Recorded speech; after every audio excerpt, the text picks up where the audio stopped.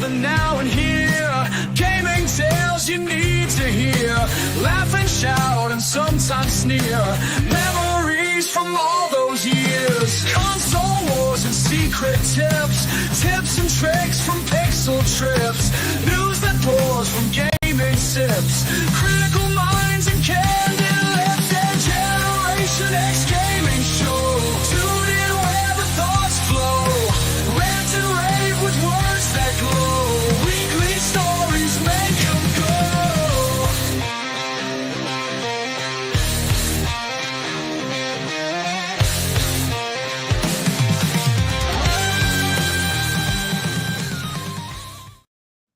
What's going on, everybody? Welcome back to another week, another episode of Generation X Gaming, the weekly podcast that goes over a few of the top stories from the past week, and we rant along the way. How's everyone doing? What's going on, chat? What's going on, Sarge? Not Time much, warp. man. Another Not Thursday. much. Time warp for sure. For sure. I don't understand it. Each and every single week we talk about this like it's never happened before. And it's just Genie here. blank. It's the genie blank.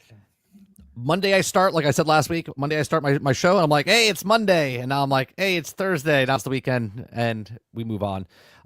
Generation X Gaming is a weekly podcast that goes over a few of the top stories from the past week, and we rant along the way.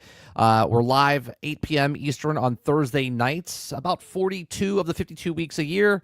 We're at episode 432. You can listen to us, watch us on iTunes, Google Play, Spotify, Anchor.fm. Anywhere else a podcast is heard. If you would like to also watch us after the fact, you can watch us right here on youtube.com/30nsg in the playlist of 30 and Still Gaming, or you can go to Spotify. Spotify actually is probably the best place to watch after the fact, because not only do you get the current episodes that we're doing right now, but you also get episode 1. And episode 5 and 10 and 20, and right, like you can go back. They're all audio up to a certain point, and then they become audio/video. So you just watch our faces get fatter. Yeah, fatter, and the beard just grows and grows. Right. Yeah, yeah, it's exactly what happens. If you'd like to help us out, all our content is free on here. We do ads, obviously, from YouTube. We get memberships, and we also can do super chats. We have a super chat goal to try to get a brand new computer for stream, so we can actually stream PC games on stream for you guys. So there's a super chat there. It's there, but it's whatever you guys decide, right? I'm not trying to pressure anybody. So, all right, on today's show, Sarge, we're gonna be talking about Space Marines 2. I mean, Space Marines 3. Yes, that's correct. Space Marines 2 is out, but we're going to be talking about Space Marines 3. Okay? We're going to talk about Split Fiction. Okay? We're going to talk about it in the gaming segment, but we're also going to talk about Split Fiction in the story-wise as well. We're going to talk about Roadblocks. We're going to be talking about Gray Zone. We're going to be talking about Defiance. That's right, Sarge. Defiance. Okay? From 12 years ago. No. We're going to talk about Xbox Series X and S could have a last hurrah with Grand Theft Auto. We're going to talk about Grand Theft Auto 6 and the $100 price tag that everyone keeps saying because of a Swiss company put it out there. We're going to talk about Bethesda and Oblivion, right? Could be coming sooner than you think. We're going to talk about the Xbox Project Keenan. Okay. Now, I was correct, Sarge. I said there's no way that Xbox is coming out with a handheld if they made it themselves, and they're not making it themselves, they're making it with Aces. Okay, so there's because it just doesn't make sense. It doesn't make sense to make your own handheld, but this is a test basically. So we'll see what happens. We'll talk about that a little bit. We're going to talk about AI, right? We got to talk about AI. A new Copilot for gaming aims to save you time, Sarge. That's what it's about. Just about your time. They're going to save you time. Then we have AI taking over for actors, and the actors are still on strike from 8 months. Okay, 8 months now. They've been on strike, and the abusive ability that AI, that the SAG-AFTRA is trying to stop.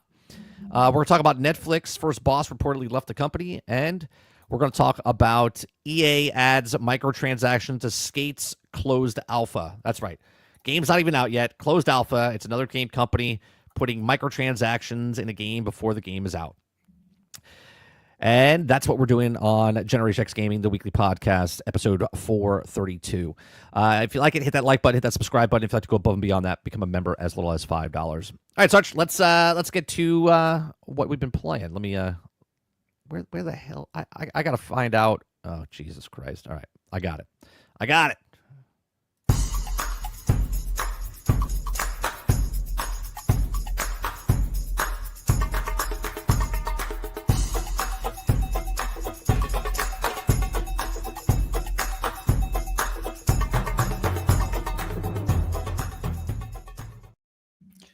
I drank like 2 coffees and I'm yawning like I haven't had anything. It's weird. That's because you have no oxygen to your brain.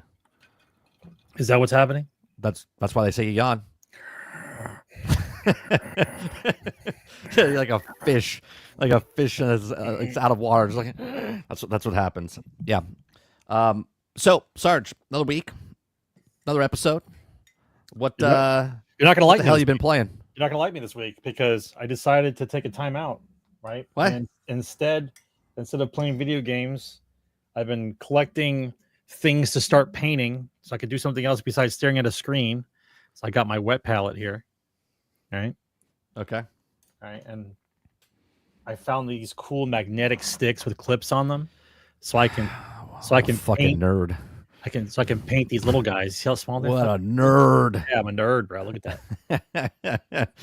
Fucking Can you guys. put it closer? Wait, are those guys? Yeah, they're guys. Like, Oh, look at that. Those are tiny. my camera's Jesus. looking at, my Yeah, camera. it's fine. Yeah. So, and they're on magnets. I can stick them in. All right. No, I actually, there wasn't anything besides Split Fiction. I was playing a lot of Space Marine 2. I'm sorry, not Space Marine 2. Dawn of War 2 online with some people. Right. I watch replays of the game to see how people play, and then as I think it was of Split Fiction. no, not a Split Fiction. Oh. I watch videos of gameplay to see what the game was. Oh, okay. Games I've been playing, I watch videos. I think Indrid is the guy's name. He does the casting for Dawn of War 2, and a couple other things. But besides playing Split Fiction with you and a little bit of Dune Spice Wars and Dawn of War 2, nothing new. And I've been painting most of the week. Yeah. I decided, and I did put Elmer's glue on my hand at the beginning of the show. And then you're going to peel it off? I can peel it off at the end of the show. Yeah, that's nice. I used to always do that. It's my favorite thing to do. I'll be like, you peel off your whole hand. Right. Rubber cement actually works a lot better. I didn't make that up. I had bought brushes. Right. Jesus. Yeah. Tell us. This could be a whole channel, Sarge. Tell us what brush is your favorite brush to paint with. Oh, no. I use the 2.3 millimeter. It's got one bristle on there. Like when you held up those little tiny characters. Yeah. What brush was just like as I think Travis said, you just one stroke and they're painted. But at that size, you're using a number. Let's see which one this is. If you have to squint to see it, it's pretty small. Yeah, well, they're all small, right? It's a number 5, but it's a flat brush used for dry brushing, and I water down the paint so it's almost like a wash, because when at that size, you can't. If you put too much paint on it, globs up and you lose the detail. So basically, you're painting it with almost like a purple water. Do you have a finished one that you've done? Completely finished? No. Yeah. Okay, if I can describe it to you, there's 15 of these. Okay. Stuck to the filing cabinet next to me drying. Okay. So that's my limit. I do 15 and then I don't go any more than that. So right now they've been primed and base coated. Then they have to be inked or washed. And then it's 3 colors, usually 3 colors per guy. Because otherwise you can't. They're supposed to pop. You're standing above the table. You don't see shit. You're not looking at the guy's face. Do you know what I picture you, right? And obviously I know you're not like this because you used to do models. You used to do detailed models and stuff like that when you were younger. Yeah. But I picture you now in your old age. Yep. Like you're like, happy clouds. Like Trying. you're painting. And then all of a sudden, like something happens. You're like, I'm gonna die. You just start losing it. And you just start smashing the small plastic pieces. Well, I bought a new light. It's a magnifier light. So I just stare at things through the magnifier. So I can see the actual piece. You get one of those I have small a glasses that are only half your light. Not yet. No, not I yet. have the giant squeeze toy that you squeeze when you're angry. I have that here as well. Yeah. So when I start losing it, I just pick that up and squeeze it. Yeah. I was thinking I'm trying to teach patience to myself again. I'm trying to Yeah, teach patience to myself. I was thinking of trying to get those, those metal. Okay, so Frank, my best friend, he sent you the video too. The guy who made the Transformer, what was it? Soundwave. Did you see that video that he sent us like a month ago? He's like, I don't even know how the fuck you're supposed to make this. Right? It's the metal things where you have to take tweezers and like bend the things and like put it together. Oh, you ever see that? You ever see that? Yes. I was thinking, and when you're done, it's awesome. No. But the guy's like, if you hate yourself, go ahead and get this. Nope. Nope. He's like, this is so hard. Nope. It took him like a month to do. Yeah. Yes, wet pallet duplas. So wet pallet, dry pallet would be like the things you see like Bob Ross has. He holds the big wood thing and there's paint on the thing, right? Yeah. Right. And so you mix the paint on that's a pallet, right? A wet pallet is a little box that you put a foam, I guess, sponge in the bottom, and you wet the sponge, and then you put contact paper or wax paper on top. And so when you put the paint down, it doesn't dry because you're going to be painting for a while, and you don't want to keep wasting paint. So that all the paint that you put in there stays wet the whole time, so you don't waste paint. Learning to paint with Sarge. That's what it is. There you go. I'm painting. That's I'm painting 75 guys, so I got to keep. That's a channel right there, Sarge. Just letting you know. Put a camera on it and just talk. I used to have. I had the collection of Gundams. I had when they came out in the toy stores way back when. I bought the full set. The full set. I thought they were the coolest toys at the time.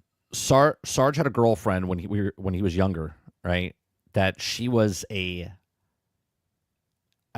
so detailed painter. She was savant. Yeah, she was so fucking good at painting. She look at the picture in the book and she goes, "I could do that." Yeah, and she was so good. She'd pick up the piece without looking at any colors. She'd pick up the piece and look at the magazine, and she'd paint how the magazine looked. And it was crazy. To this day, she won't give them back to me. She has a she has a miniature suitcase about like about this. Like a CD case type of thing. Like an attaché case. She's got like 15 or 20 models she won't give back to me. She think they're hers now. Yeah. They were fantastic. I was like, God damn, those are good. Yeah, that's what happens. The whole thing. That's the whole thing, man. When you set the scene, the piece has to look good. When you can't tell if it's painted or not, you think it's the way they came. It's just how it is. But at that scale, you don't care. I have bigger pieces that I care about that I paint a little bit longer. But yeah, I'm teaching myself from scratch. I watched a bunch of videos. No, you should do something. I'm trying not to stare at the screen all day. You should get I'm staring at it for stocks. I'm staring at it for gaming. I needed a timeout. You should get a spray painter, like one of those airbrushes. That's where you get the detail. Too small. If I was painting 40K, that scale 25 millimeter, then yes. But this is too small.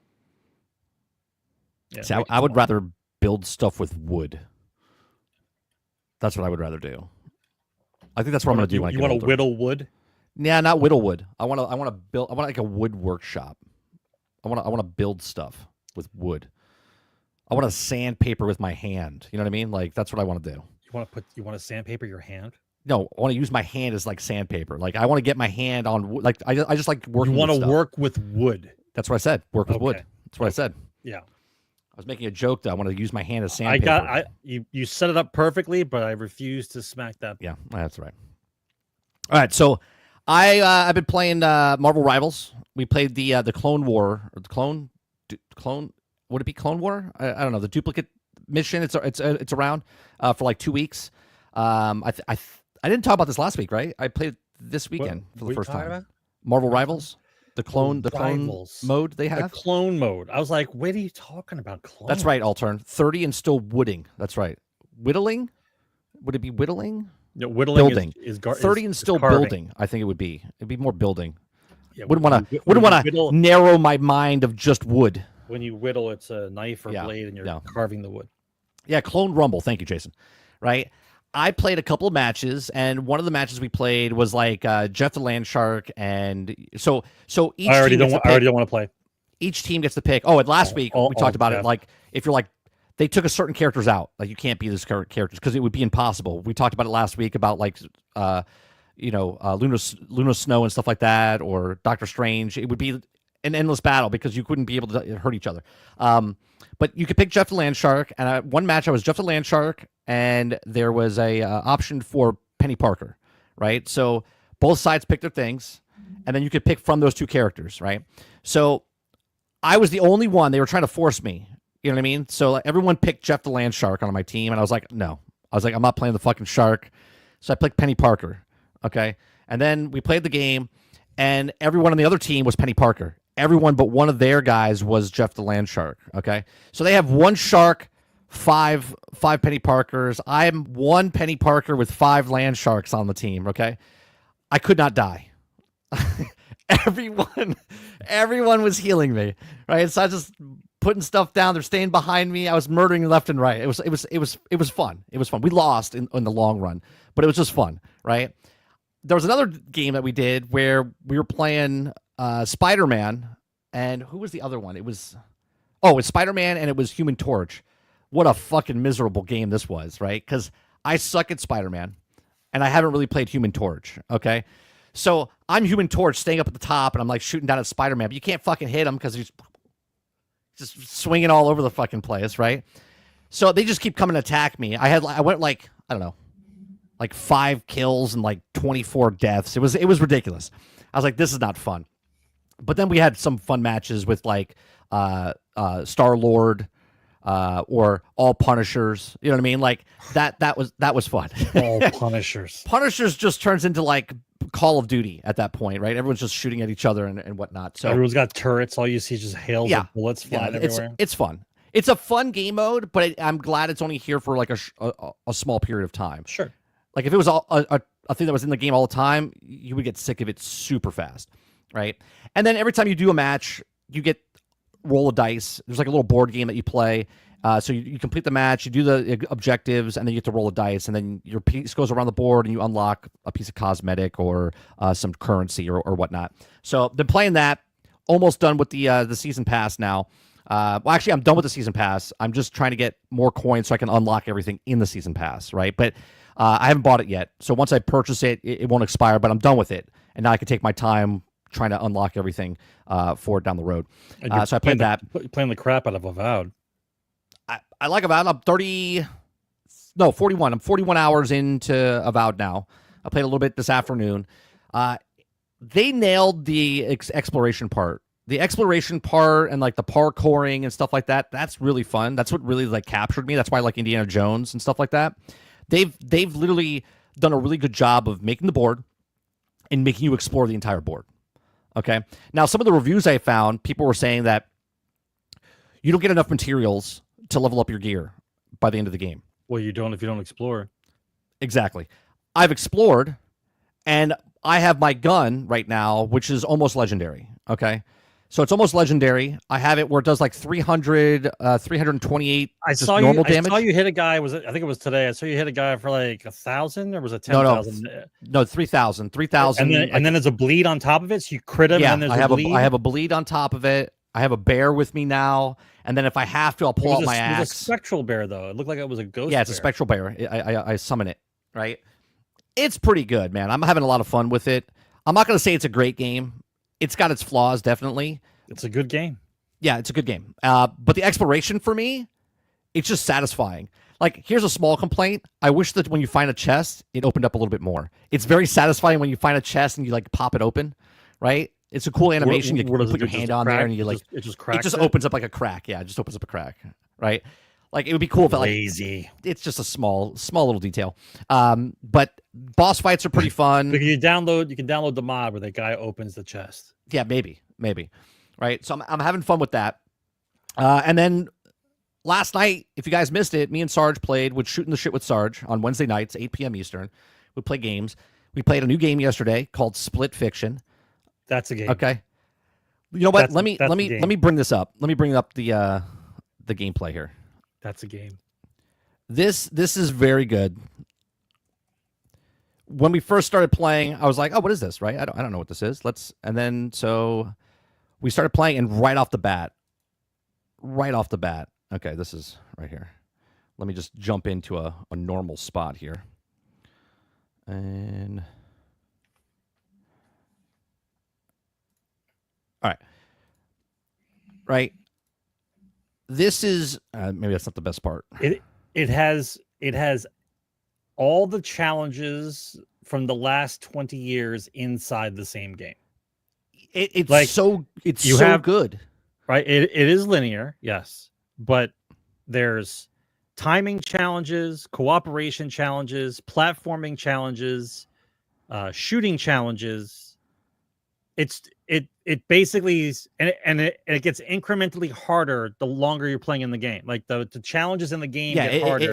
It makes it a little harder every time you right. go to the next you level. Learn in the beginning, it gets really easy, and then the further you get into the game, the more difficult the challenges become. Yeah, it does a little shout outs to like past games. It turns in from an adventure game, side scroller, to an action adventure, to top down, to how do you explain that? It's the camera angles change the way you look at the game as you're playing the game at random times, like the way it's programmed. It changes all the time. Here, I'll go through a couple things, right? There's one part, I don't know, I have to see what it looks like. I haven't looked at it. Yesterday, you guys were like, what the hell? Oh, here's the best part, right? You got pigs flying, farting rainbows out of his ass, and you're a spring. Okay, just random stuff that's going on here. Okay. You got space cyborg ninjas that we are. And Fern Gully. We got Fern Gully. The characters seem pretty good as well, like voice acting. This boss fight right here, this was phenomenal. I love this boss fight that we did, the giant ball, right? And I had to, so later in the fight, I get on top of the ball, and I have to work the ball while Sarge is still fighting on the platform, right? Then I go inside the ball, right? And I'm fighting inside the ball and doing stuff while he's outside still fighting the ball, okay? And then I need him, while I'm doing something on the inside, for him to pull the stuff on the outside. And I'm like, this is fantastic, right? Like it's the boss mechanics. Very creative boss battle. Okay, the boss mechanics, very creative. You got levels. Okay, I have to watch this because you guys wanted to know what the hell I was shooting at. And I was so confused. I was like, why is it so shitty? Right? So, okay. So you guys are watching this, and I'm firing a gun, and I couldn't hit anything, right? Because I'm sitting here playing the game, but I'm looking at the right side of the screen. Well, the news is I'm not on the right side of the screen. I'm on the left side of the screen. So Sarge is flying. I'm shooting the gun, but I don't know. I'm like, I can't shoot anything. I was like, it's so hard to find who I'm aiming at. Altern's like, what the hell are you shooting at? Right? So you were having problems here getting through the stuff. And it's very, at that speed, it's very sensitive when you're right? when you I turn didn't the know wheel. what the hell I was doing until I was shooting people the wrong way. I was like, oh, I'm looking at the wrong side of the screen. Okay. But there's so many good things. There's so many throwbacks to so many older games or movies. You know, they like put everything in the game. This giant thing where you're moving around the board with these giants moving around the board. I was like, this is next level. Like, how do you make a game right? How do you make a game different? How do you make a game where it's not the same old, just going through a board, right? Done so well. I'm having a blast. I'm looking forward to next Wednesday and continue playing. I knew you were off today, and I was thinking about playing it after the morning show, like this afternoon. I was like, we'll just do it next week for Wednesday. But I'm looking forward to it. It's a fantastic game. So if you don't know about this game, it's called Split Fiction. Right now, I think it's on sale. If you're on Xbox, if you have Game Pass, it's $50. Here's the thing, Sarge. I know it's crazy to say in 2025. Okay, the game is out. Not 5 days early access. Not pre-order bonus. Not wait for day one patch. Like, the game is out. It's a complete game. You buy it once, and you can share the code with a friend, and that person can play with you. Okay? $50, not $70, not $100. Okay? It's just a regular game. They made a game. It's a video game. They sold a game. It's a fucking video game. Okay? Yeah. Very good.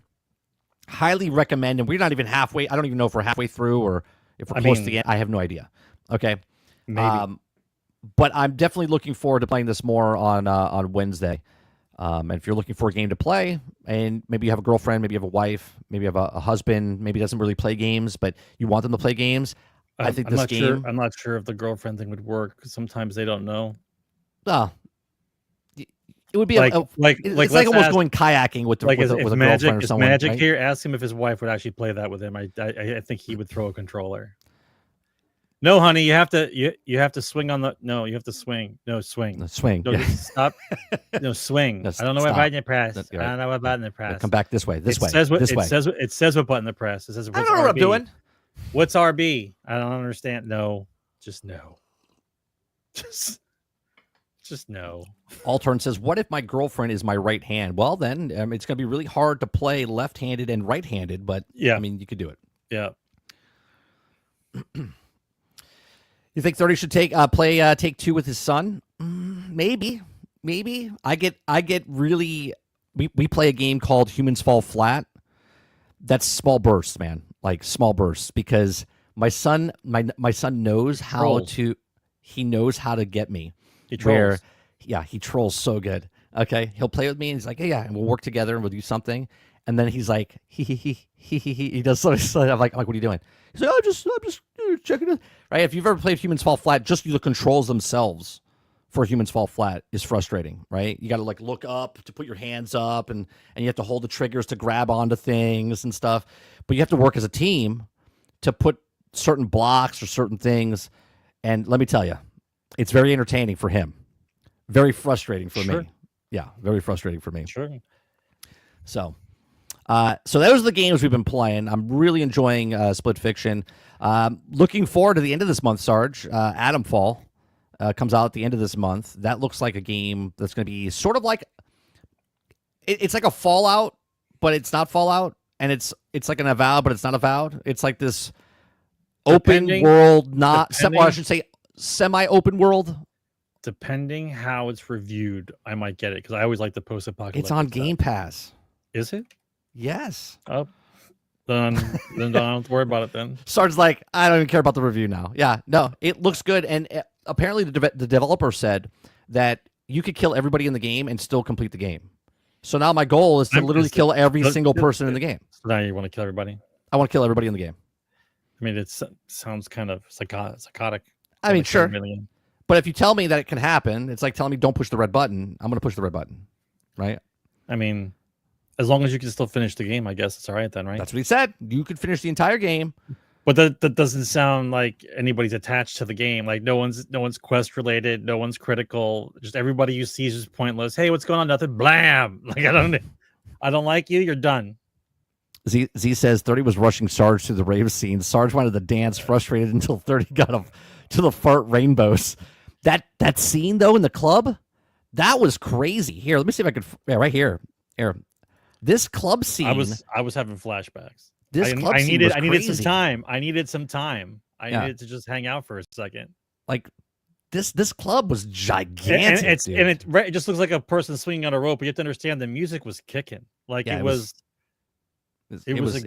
old school rave beat, man. It was like, yeah, like I remember this. I was just spinning around listening to the music. It's like having flashbacks. Sarge's having flashbacks.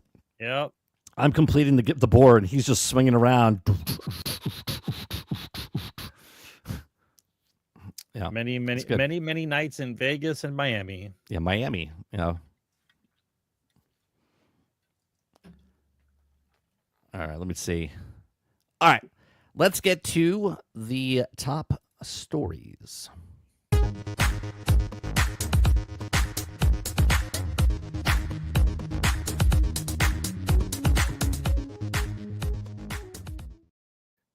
It is possible. It is possible, Nate. That Split Fiction. Listen, if Astro Bot won Game of the Year last year, then Split Fiction definitely has a shot to win Game of the Year this year. Split Fiction. Obviously, I haven't played that many games this year, but this is definitely a nomination for Game of the Year, right? Because I don't look at Game of the Year as what sold the most. I look at innovative, like fun, like technical stuff. Right. Obviously, my vote doesn't matter because I'm not actually voting. Okay. But in my opinion, because your opinion doesn't matter because you're a man. That's right. Split Fiction, in my non-opinion, okay, is that's game number 1 for me. That's on nomination. Definitely in. Not going to get in. It's in. It's one of the 6 games that's making it, right? Number 2, Monster Hunter. Monster Hunter maybe game of the year contender up in there, right? I don't know what else is coming out, right? Grand Theft Auto 6 comes out later this year. If it comes out, that's probably one of them that's in there, but who knows? But Split Fiction to me is one game that's definitely inside game of the year contention. All right. The first story, Sarge, is a weird one, right? Again, I got to make myself clear here. I'm not giving shit to the game, but this is bad optics on my. It's not a big deal, but it's bad optics when your game is successful right now, okay, and you have this come out where they're already Warhammer 40K Space Marines 2 is in development, okay. Space 3. Marines 2, 3. Yeah, 3. What did I say? Did I say 2? You said 2. Okay. Well, Space Marines 2 is still in development as well because it's not done yet. Okay. So Space Marines 2 is still out. They still haven't completed the roadmap of year 1 that they sold you before the game came out. Okay. And now they're already promoting, telling you, hey, Space Marines 3 is in development. Okay, cool. Can I get the rest of the game for Space Marines 2 before you start promoting and letting me know that Space Marines 3 is in the works? Right? Like, I mean, you're not going to hear about that game for at least 3 years. 3 to 5 years. Yep. Right? And I get it. I mean, get it. but we knew a sequel was coming because we all know how much it sold. Like, we knew everyone liked it, and it sold well. Yeah, it's selling well. It sold well for that type of game, is what I'm saying. Sure. No, but it's selling well. But that's great. Look, was it last week on this show or last week on my morning show? I said, don't tell me about your DLC before the game comes out. Right? There's no difference here. Don't tell me about the sequel before you complete the game that you're working on.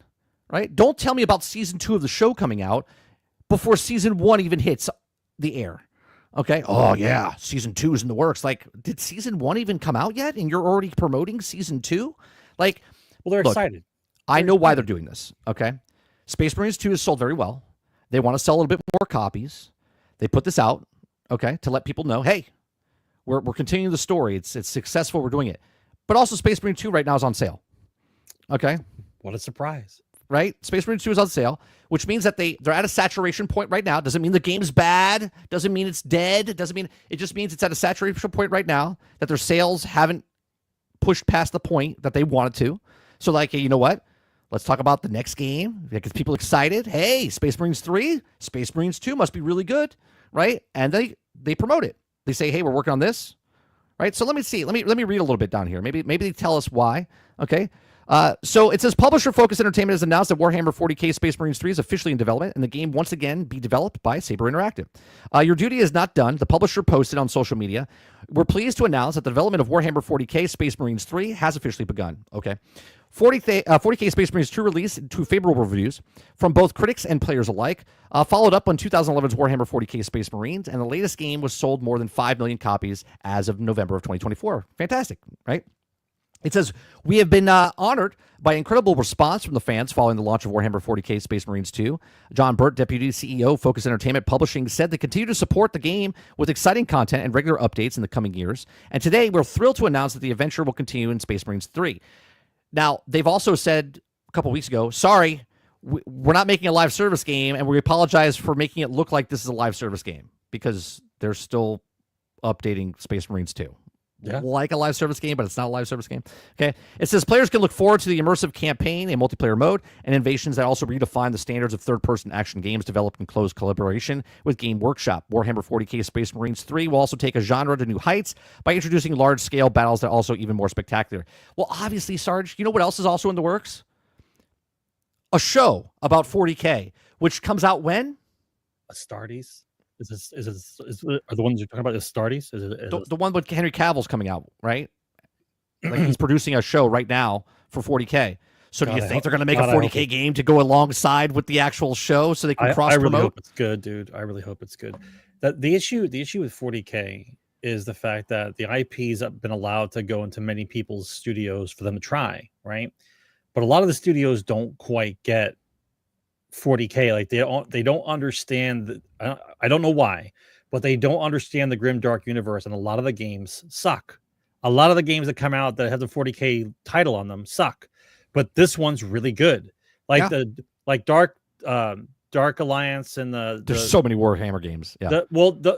That genre game I thought Dark was good. Tide. The 4-player, Dark Tide, Vermintide, like those are good. Yeah, they're decent. This one though beats all those, but that's still decent. But there's been so much crap coming out for 40K that it's hard to get excited about it, because when people look at it, they're like, oh, it's just another 40K game. You know what I mean? Like, right.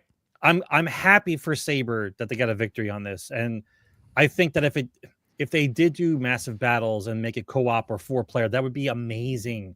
The whole genre in the grim dark future is done well. The video game should just follow what it is. That's all they have to do. I just would have kept quiet until you're done with the game that you promised. You're right though. They're just trying to promote the game that's on sale. Come on. You want to sell a little bit more copies. So you still have to put the horde mode in. If you know the third game's coming out, that means the second one was good. If you haven't bought the second one yet, oh look, it's on sale. I'll get the second one. Like, we know how this works. Right. We know how this works. Well, they got to put the horde mode in. They got to put another game mode in. I think they were talking about. They got to put the other what are they, like strikes? I don't know what they're called in Space Marines 2 because I haven't played it yet. Okay, but they got to put more strikes in. They said there were 6 at launch. I think they're going to put 2 more in.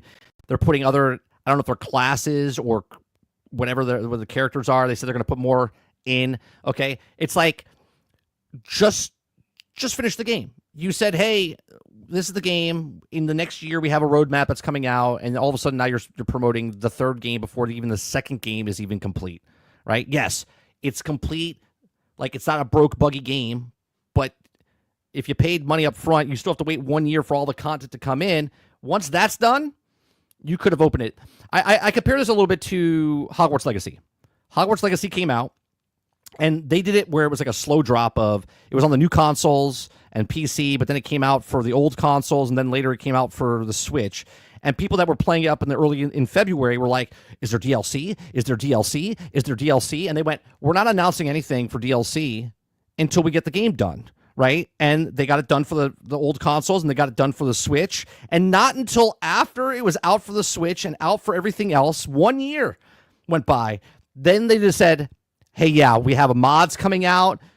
We have DLC coming out. Like, that's what they did. You don't promote something in the future before you're done with the product that you have. Like, how shitty would that be if you're a Switch person and you're like, oh, well, they already have a DLC. They already have this. You're like, well, you haven't even got the Switch version out yet, and you're already announcing stuff. Like, how about you let us know you're still working on the Switch version? You see what I'm saying? The optics look bad, and I know probably I'll get pushback. Someone will watch this and be like, "This guy doesn't know what he's talking about. What's the big deal? They just announced Space Marines 3." The big deal is shut your mouth until you're done with the game that you already promised people. That's my problem. I mean, it's with the industry, not with Space Marines 2. You know what I'm saying? It is a little too early. I mean, to let us know you did well. Right? Sure. I already know you're going to make a third one. Like, I don't need to be told you're making a third one. I can tell by the sales you're going to make a third one, yeah. Right? But to say that you're making a third one this early, like, oh, okay. Like, that's all. It's a personal thing. We right? don't know. Do you know how many things can happen between now and the release of the third? All kinds of things can happen. Right. It could be a Wonder Woman. You don't know. Right. It could be 5 years. All of a sudden, the company goes bankrupt because there's a game that comes out between now and then that it sucks so bad, like Suicide Squad, that it just bankrupts the whole company. Well, if it does, they'll blame Suicide Squad. Yeah, it'll be Saber and Active will blame Suicide Squad for their failing. Yeah, that's how it goes. It's so bizarro. But Krebsy says, well, now they can stop being asked, are they making Space Marines 3 for every outing they have? Yeah. Well, now they'll be asked, are you going to make DLC? Yeah. Are you making DLC? Are you making 4? Are you going to make it? Is it? It never stops. It's always something else. The goalposts move. All right. Go ahead. We've already solved all the gaming issues currently right now. We've already solved. Like, if you want Warhammer to be better and you want Battlefield to be better, you just put them together. That's how you make Battlefield better. How do we make Battlefield?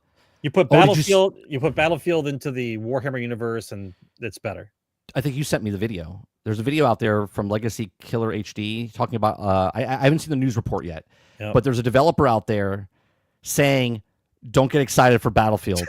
Don't get excited. There's an ex-developer that worked for Battlefield saying, "Don't get excited for Battlefield," because the people that are working on Battlefield don't know what they're doing. Yeah, they're probably gonna block that video. They're probably gonna block that video.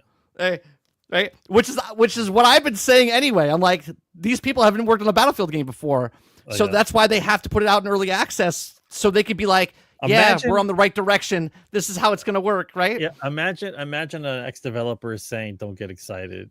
Yeah, don't get excited for the game I used to be a part of. Yeah, maybe he's disgruntled. Maybe he's disgruntled. I mean, everybody who worked on the game doesn't work there anymore. So right. They're all disgruntled, right?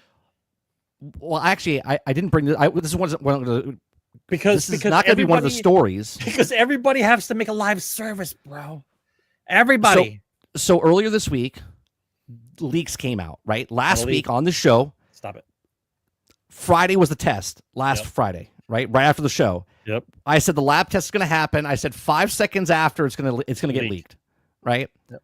Sure enough, 5 seconds after the test ended, 11-minute footage was up on Reddit. But no one took it down. No one took it down. Nobody took it down.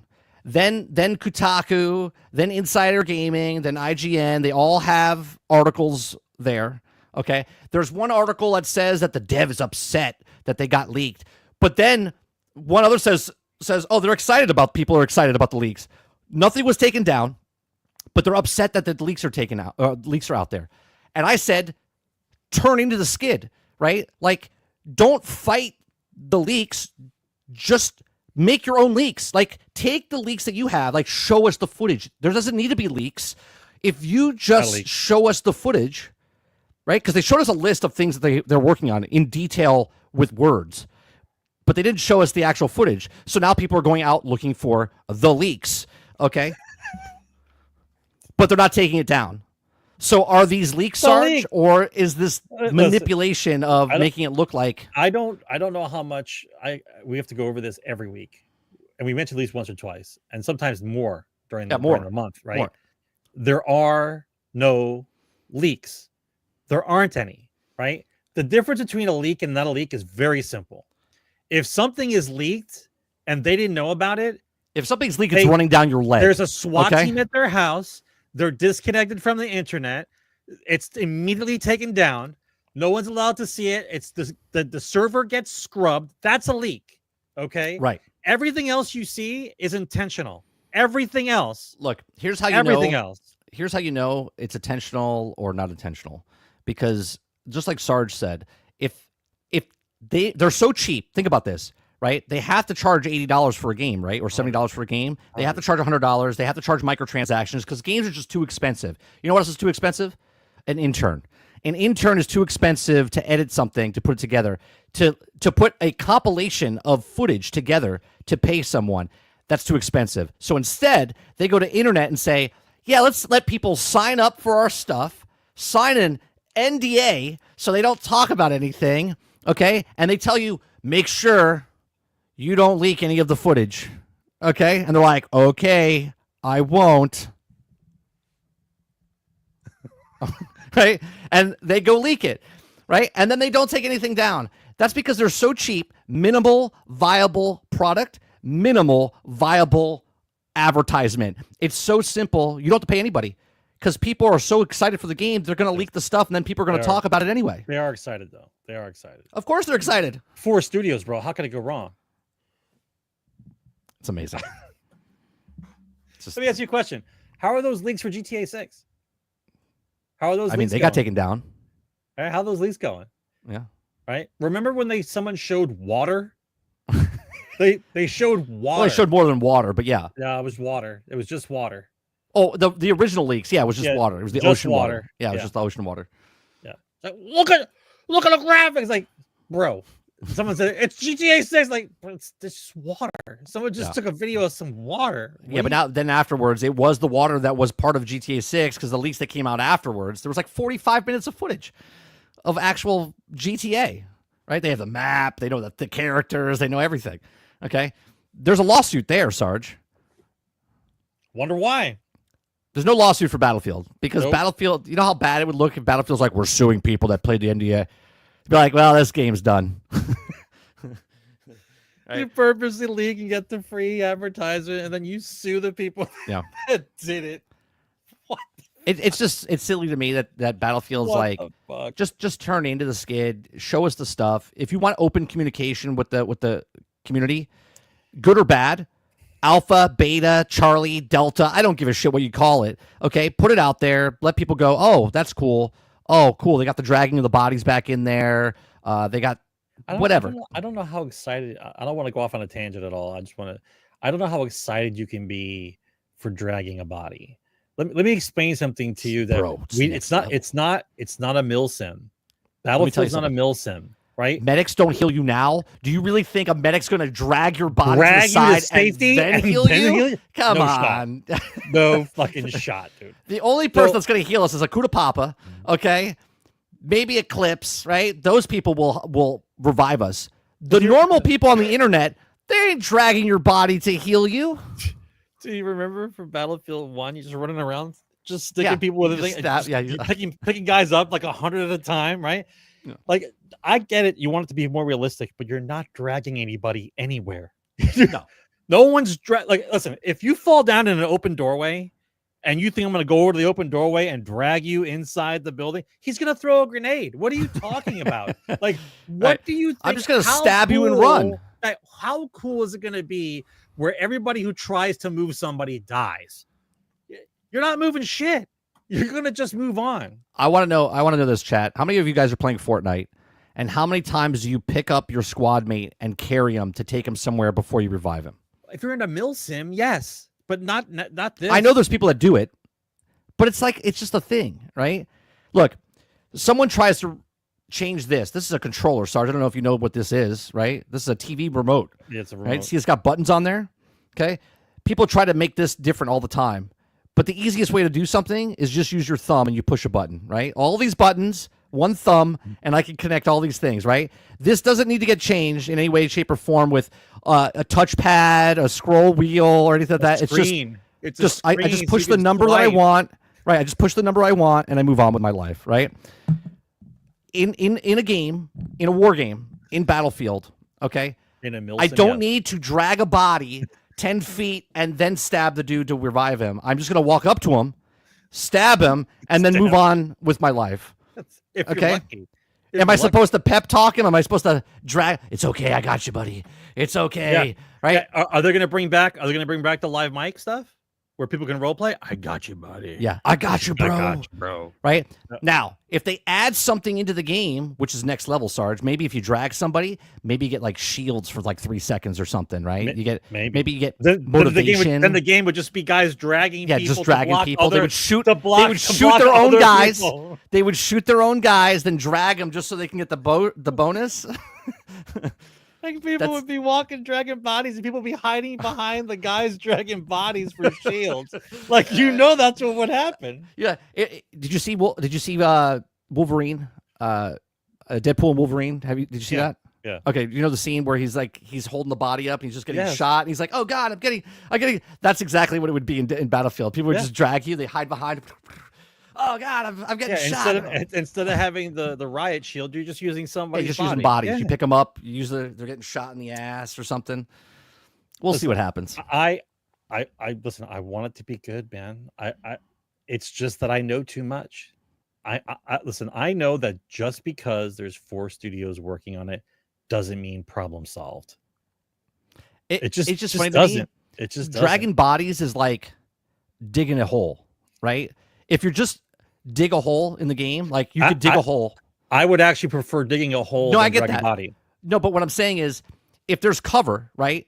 If they make the problem where there's no cover, but they let you dig a hole to get in a hole to have cover, right? It would just be easier if they just put the cover on the map. You see what I'm saying? Like, you don't need to drag a body because you could just walk up and stab the body. Well, look, once again, it's not a mill sim. The gameplay mechanic, it doesn't make it more immersive. It does. If it's more of a task, but to do the option. But do you know how fast Battlefield is? Like, yeah, it's fast. Like the gameplay is fast. I won't say it's like lightning fast, but it's much faster than a mill sim. Right? My questions are always the same. What's the grenade spam going to be like? right? What are the guns going to be good? Are they going to be impactful? Is team play going to work out better? Like you have to have, if you'll do better if you have mixed groups than you do if everyone has the same thing, right? And like, what's the TTK? Like I want the normal stuff, man. People are complaining right now because the tanks, the vehicles, they say don't feel powerful enough. They never were. They feel like pea shooters. They said they were always paper mache, dude. Like in like Bad Company 2 and Battlefield 3, Battlefield 3 it started tapering off, but like you saw a tank coming, like you were fucked, like the tank here, help me, like, and you would hide, right? Yeah. Right, the tank would just be shooting in every corner, trying to kill you because you couldn't do anything to it, right? Right. Now you got games. Now people are throwing smoke grenades. The guys are choking to death. Regular grenades are blowing out tires. Like the tank's exactly made of paper mache. It's ridiculous. Yeah. Well, now the actual is it an Abrams or is it a fucking toy car? What do you got going on? Well, now the actual cannon, when you fire at someone, it doesn't hurt them as much. Like one shell from a thing should blow you the fuck up. Yeah. The tanks are too powerful. Yeah, let's move on to the next story, Stars. The next story is all right, Split Fiction. We were just talking about it. Split Fiction reaches major sales milestone. Major sales, right, Sarge? Oh, look, we get our own dragons. We don't even know about that yet. Right. So milestones continues for Split ruining Fiction. It. Spoilers. Just days after announcing the game had sold 1 million copies, developer Hazelight Studios revealed that the game has surpassed 2 million copies in a week, right? So there you go. 2 million copies. Originally, Split Fiction is the latest co-op game from Hazelight Studios, has hit a major milestone. The developers have announced that Split Fiction sold over 1 million copies in the first 48 hours of availability, which means technically they could have sold 2 million copies because you buy it and you give it to a friend and they can play it with you, right? So now they sold 2 million and they technically should have sold 4 million, right? So March 6th, meaning the current number is likely higher than 1 million mark set on March 8th. It says the love is shown for this game is overwhelming. The studio said that social media, everyone on Hazelight are beyond happy, right? So again, I don't think this game cost $200 million to make, right? Which is even better. I would love to know. I don't know if it's out there. I'm not going to look it up right now. So Chad, if you know what the budget is. But if this budget comes out, let's say it's like 30 million, 50 million, right? And they made what we're playing, Sarge, and you see the love and the love and care they put towards this game and the imagination that they have to put forward with a $50 million game. And then you look at games that are 200, 250, 300 million, and you're like, what? Like, this is where gaming should be, right? Gaming should be here around this price point, whatever it is. Now, I don't know, because if it sold 100, if it was around 150 million, 2 million is not very good. But if they're past milestones and they're overwhelmed with joy for 2 million copies, that means the price of this thing was pretty low, and they've already surpassed their budget, right? Well, they know how long the time frame would be. That they're probably okay. I wouldn't say that they made the budget back already, but they're excited about the momentum. I think this probably cost way less than. Here, you know what? I'm gonna look it up. I'm gonna look it up and see if they. I don't think you're gonna find it. It's too early, right? Well, there's always like. There's a leak. There's a leak about the budget. Let's see. Split Fiction's budget, first 48 hours. Split Fiction almost doubled. We should have the CFO's phones on speed dial. Call them up. Hey, buddy, how much do you guys? It doesn't say. Well, I'll tell you what. It Takes Two sold 23 million copies. Okay. So that was their last game that they came out with. 23 million this copies is a lot, bro. Yeah. For It Takes Two, 23 million is a lot of copies for them, bro. So we'll see what happens with this. This 100%, I think, should sell easy 10, 15 mil. It's a good game. It's a good game, and it's cheaper than normal games, right? It's $50. It's a $50 game. Yeah. I mean, it's on sale right now, $44. It's a good game. It's a fun game. It's creative. It's what the old school games. It's what the old school games were. It's a game. But it's to steal a line from EA. It's in the game. The game is in the game. It's a game. It's done well. Yeah. Okay. Next one. I don't even know where to go with this. The title alone kind of scares me. Okay. It says, "Don't let your kids be on Roblox." Don't let your kids be on Roblox. Okay. My kid doesn't play Roblox. I will not let him play Roblox. To me, it's the the cheaper version of Minecraft, right? That's basically what it is to me. Even though Roblox is gigantic and is like the third or fourth largest, like whatever, video game. Roblox CEO tells the parents before comparing it himself to Walt Disney, he's declaring that the platform for the future communications. Okay, this guy right here. Okay, he says Roblox Corporation co-founder CEO David Baszucki those glasses. has said that the parents worry about their kids using Roblox and have a very simple option open to them. He says, my first message would be, if you're not comfortable, don't let your kids be on Roblox. This is like one of those reverse psychology. What is on Roblox? What's on there? Roblox is like the Wild West, Sarge. I don't know what you mean. If it's like Minecraft, what's the difference? No, it's not like Minecraft. It's more like Second Life with shitty graphics. Okay. Okay, like... So it's what are like you doing? Vile. It's like Vile in there. So, but why? What's going on in Roblox? Because there's no, like I said, it's the Wild West, right? Okay, but there's no rules. There's no rules. Just in that game, I fail to understand why there's no rules in this particular game, that it's become the cesspool, as you say it. Well, no, well, look, Eclipse is saying no. It can have like adult content on it, right? It's like Second Life. Second Life had porn in there and stuff like that, right? Yeah, everywhere. Casinos I'm not and saying, porn. That's all everyone ever did. Right. I'm not saying this has porn in there, but what I'm saying is like a cesspool. Like if you think it's safe for your kid to be on there, there's some creepo on the thing going, "Hey, buddy, you want to meet me in the park?" Like there's like it's like creepos like on Roblox. Okay, now we've escalated even more. Like, okay, let's back up. Let's back up. Describe to me Roblox. What's the game? Roblox is like Minecraft. You described like it was a pedo farm park for kids. I don't understand. It is. What do you mean it is? if the game is that bad, it'd be fucking banned across the planet. What are you talking about? People, look, it has a exterior of it. It looks like it because it's blocky. People think, oh, it's for kids. It's for kids, right? You could basically make your own worlds, make your own servers, make your own things, right? Just like Second Life was. Okay, so you can make your own rules. Gaming Fire says there is rules. Yeah, the rule is there is no rules. That's the rules of Roblox. Okay. All right, so now I'm gonna have to go up and look at Roblox now to see what's going on in Roblox. Like I don't. Okay. Well, go ahead. Let me tell you. It says Roblox is one of the most popular platforms in the world with 79.5 million daily active users. It's the most popular platform ever, and it's got pedophile rings running amok inside. Long-term goal. I kid you not, is making 1 billion daily active users. That's Roblox Corporation. Is now worth $41 billion. Okay, it bleeds into the real world of all sorts of ways, such as when the BBC used it last year to explain the UK's general election to children. Okay, nevertheless, the platform remains dodged by accusations it doesn't do enough to protect younger users, to particular horrifying cases of pedophiles who abduct a 15-year-old girl after meeting her in Roblox. One of the many with data reported from Bloomberg showing U.S. police have also arrested 24 people since 2018 accused of abducting and abusing victims they've met on Roblox. Yeah, go ahead, Sarge. I'm sorry. What the fuck? Yeah. What are you talking about? Yeah. Yeah. Gaming Fire says there are rules. Okay, but a girl got abducted in the game or in real life? No, in real life.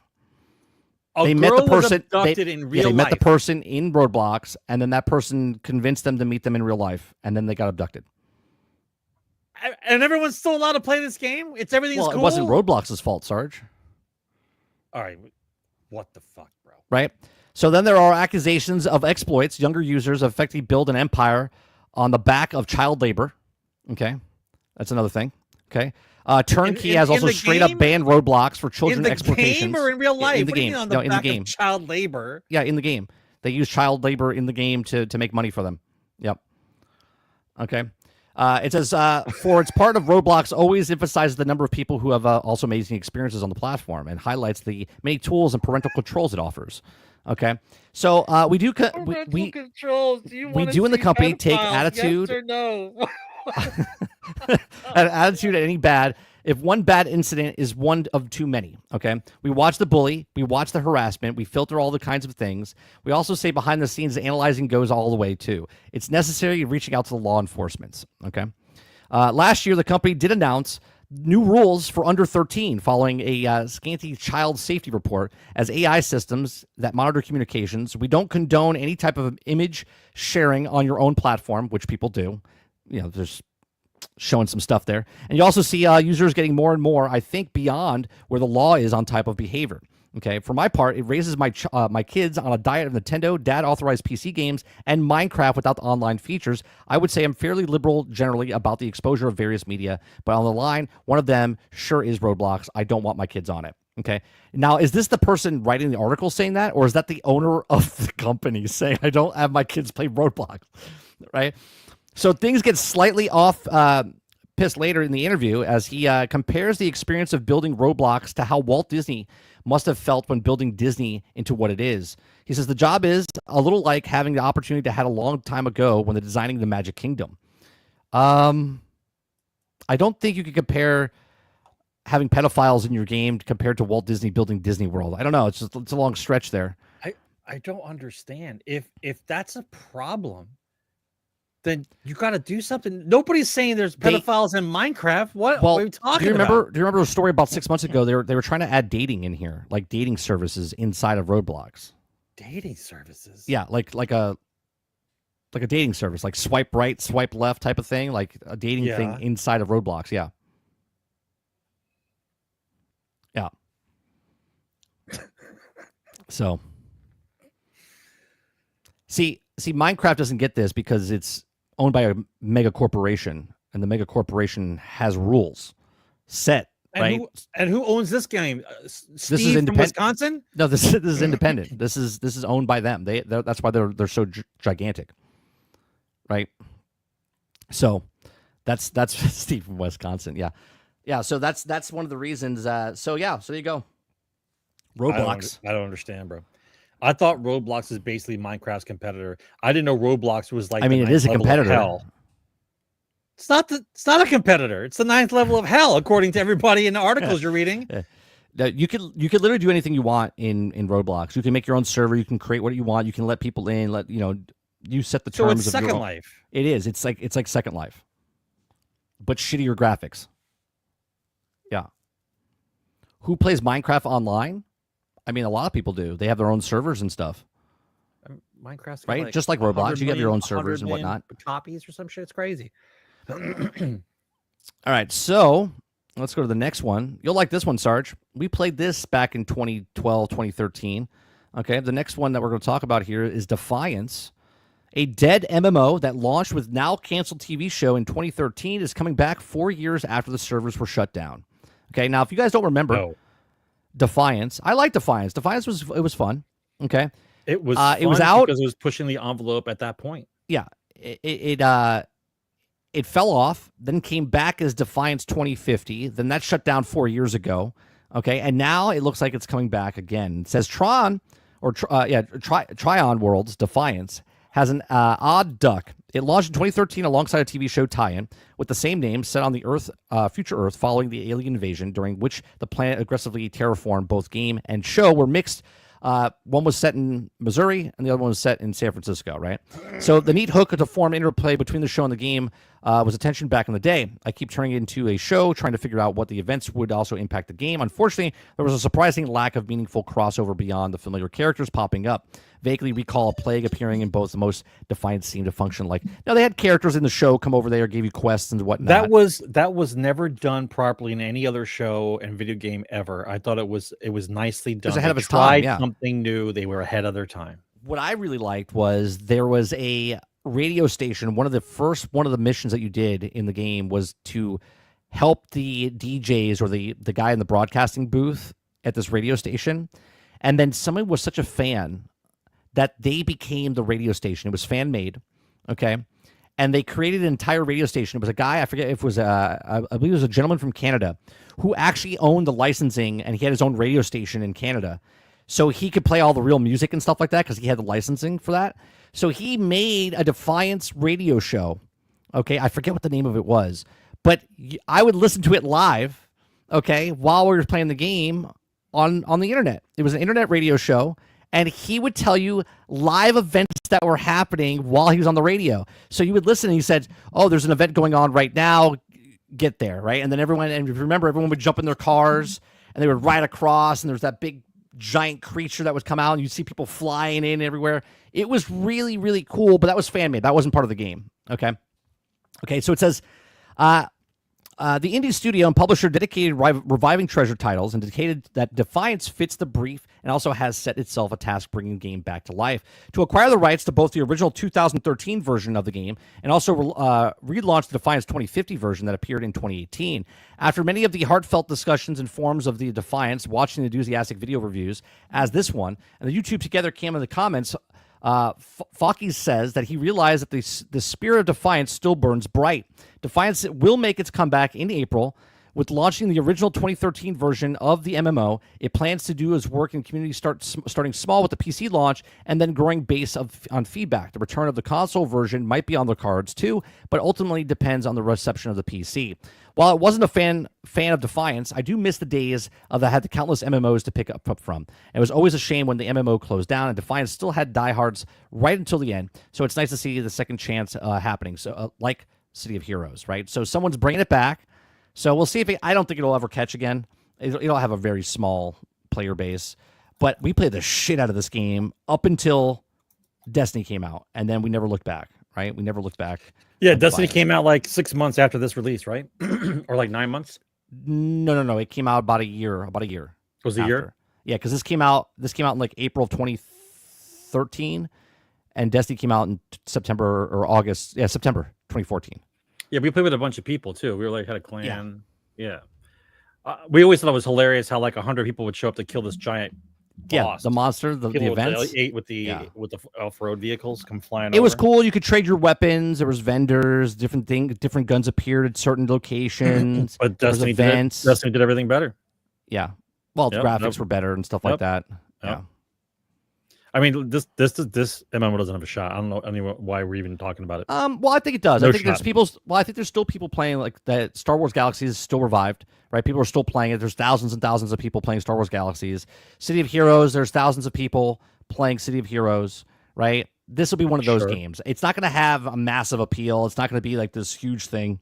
But they already re-released it and no one gave a shit. What makes you think another re-release is going to give a shit? Look, if you can have something run like Star Wars Galaxies and you have, I don't know, 3,000 people playing or 10,000 people playing, if those 10,000 people are having fun and they're running the thing themselves, I don't see a problem.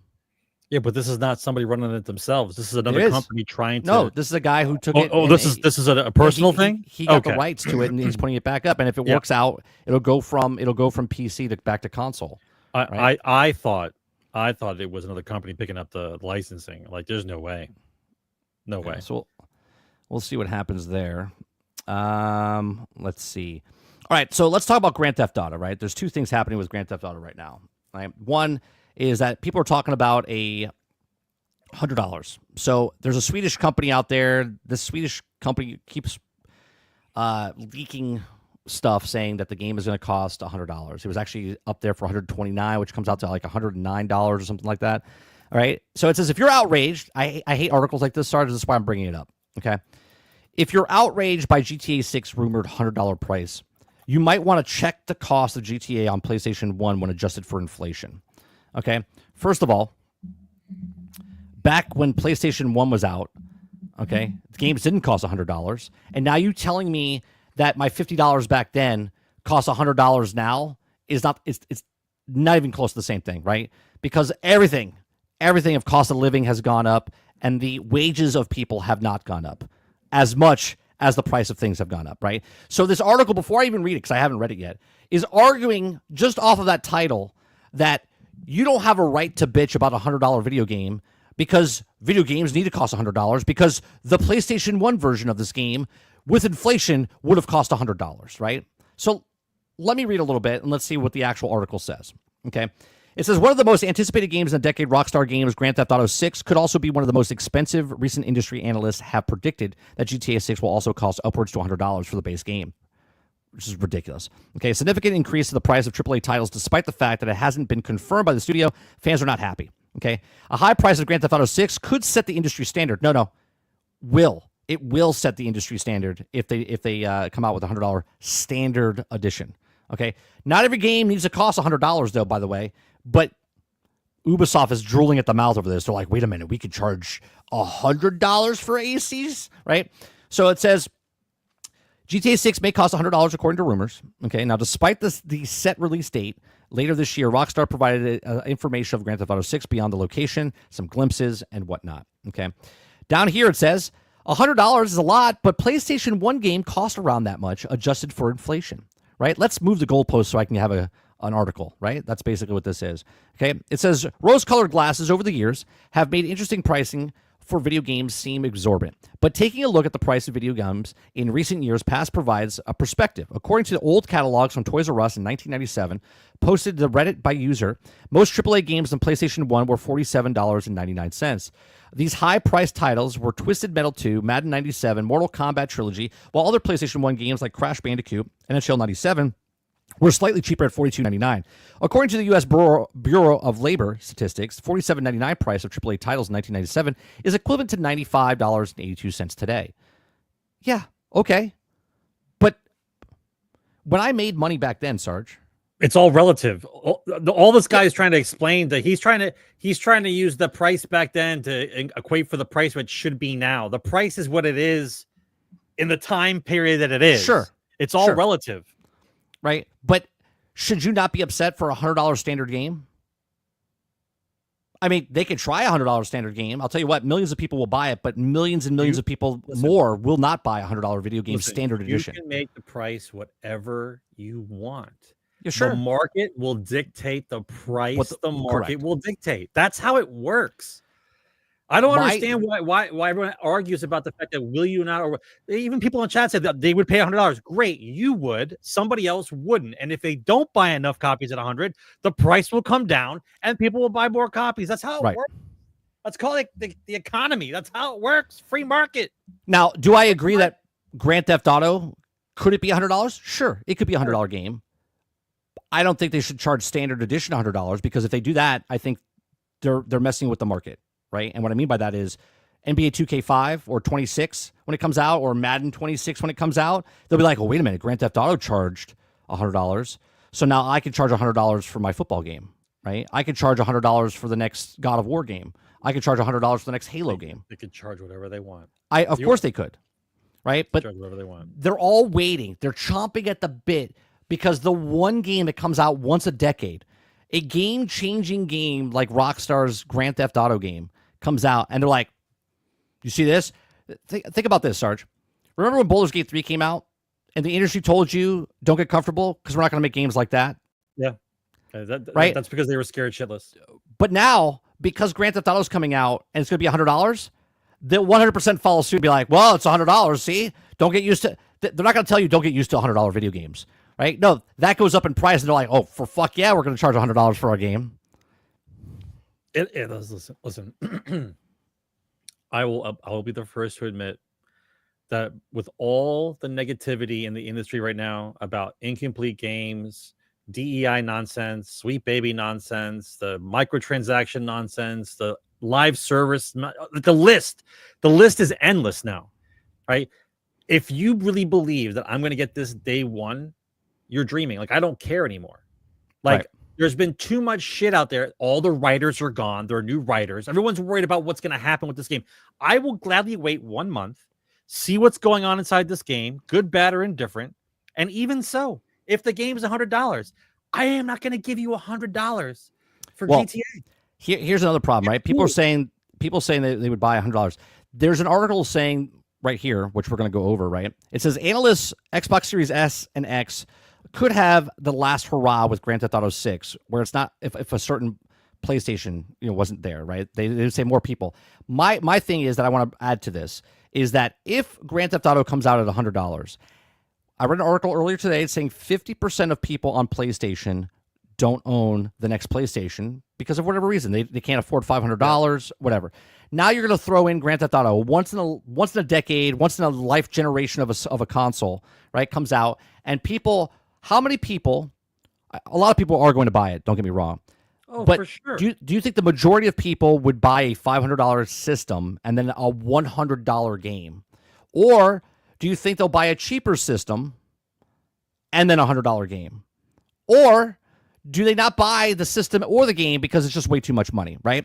People are complaining about eggs right now, and yet people are going to go out and buy a $100 video game on a $500 system they don't own yet. look, people are going to do what they're going to do for specific reasons. There'll be a percentage of people that will go out and buy the system just to play Grand Theft Auto. That answer is yes. Will it be a significant number? We don't know yet. You're not going to find that kind of statistic anywhere. However, I would think of it, excuse me, I would think of it as if Rockstar did come out with a $100 game to try to change the industry, I think Xbox would laugh and they would just say, okay, we'll give you X number of dollars for Game Pass and put this shit on Game Pass. And you know what I mean? I don't know if Rockstar would do that though. Why? They're getting their money up front. Sure, That's I what guess. They all want. That's what they all want. Yeah, I guess if they price it that high, you're absolutely right. You know, if they price it at $100, would go play on Xbox for Game Pass as opposed to paying $100 for it. I can see that. Xbox would love that shit. They'd say, "Bring it on." Right. Right. Well, that's completely different, guys. You guys are talking about the online and chat. Ask you a question. We're just talking about the standard edition $100. So let's just spitball real quick. All right. So there's how many people on Game Pass? 50 million. That's what they say. There's like 35 million that we know of, something like that. All right. It makes 450, $500 million a month. Okay. So let's say you give Rockstar 800 million. What's that? 2 months worth of Game Pass? Have a nice day. Now everyone wants to play Grand Theft Auto on Xbox. I mean, we're talking about numbers that people don't comprehend anymore. Microsoft receives 450 million plus a month to decide what they want to do. In the FTC files, they had $12 to $15 million a month paying Rockstar to have Grand Theft Auto on Game Pass. There you go. Yeah. Yeah, that's what they do. Yeah. They use I can see that. I can see that easily going up to 25, 30 million. Yeah, right. Exactly. Have a nice day. But who will come on over to play Grand Theft Auto on Game Pass? Right. I just find it, the market that people complain, games are getting too expensive. But now people think they're going to go buy they made them expensive. $100 video game. Listen, I'll wait and see, man. You guys don't remember, we've done this a few times already with the $100 price point. People have tried this. It doesn't work. So if you think in this economy, people got more money now than they did before, which they don't, you're going to buy video games. I'll gladly watch. I will gladly watch the sales numbers of a $100 video game come out and see what happens. Yeah, but Water, they only raise the price when they're at the market saturation. Once it's at the market saturation, then they raise it up. Okay, when they are not at market saturation, they'll keep the price where it is because it drives more people to come into the system, right? So if they have, and again, we're not saying that Grand Theft Auto is coming to Game Pass, but if a Grand Theft Auto kind of came to a service like that, you would get an extremely high value of people coming in because of where the price is, right? If you bring a game like that on and then you raise the price, like you're saying, what'd you say, $39? That's not going to work, okay?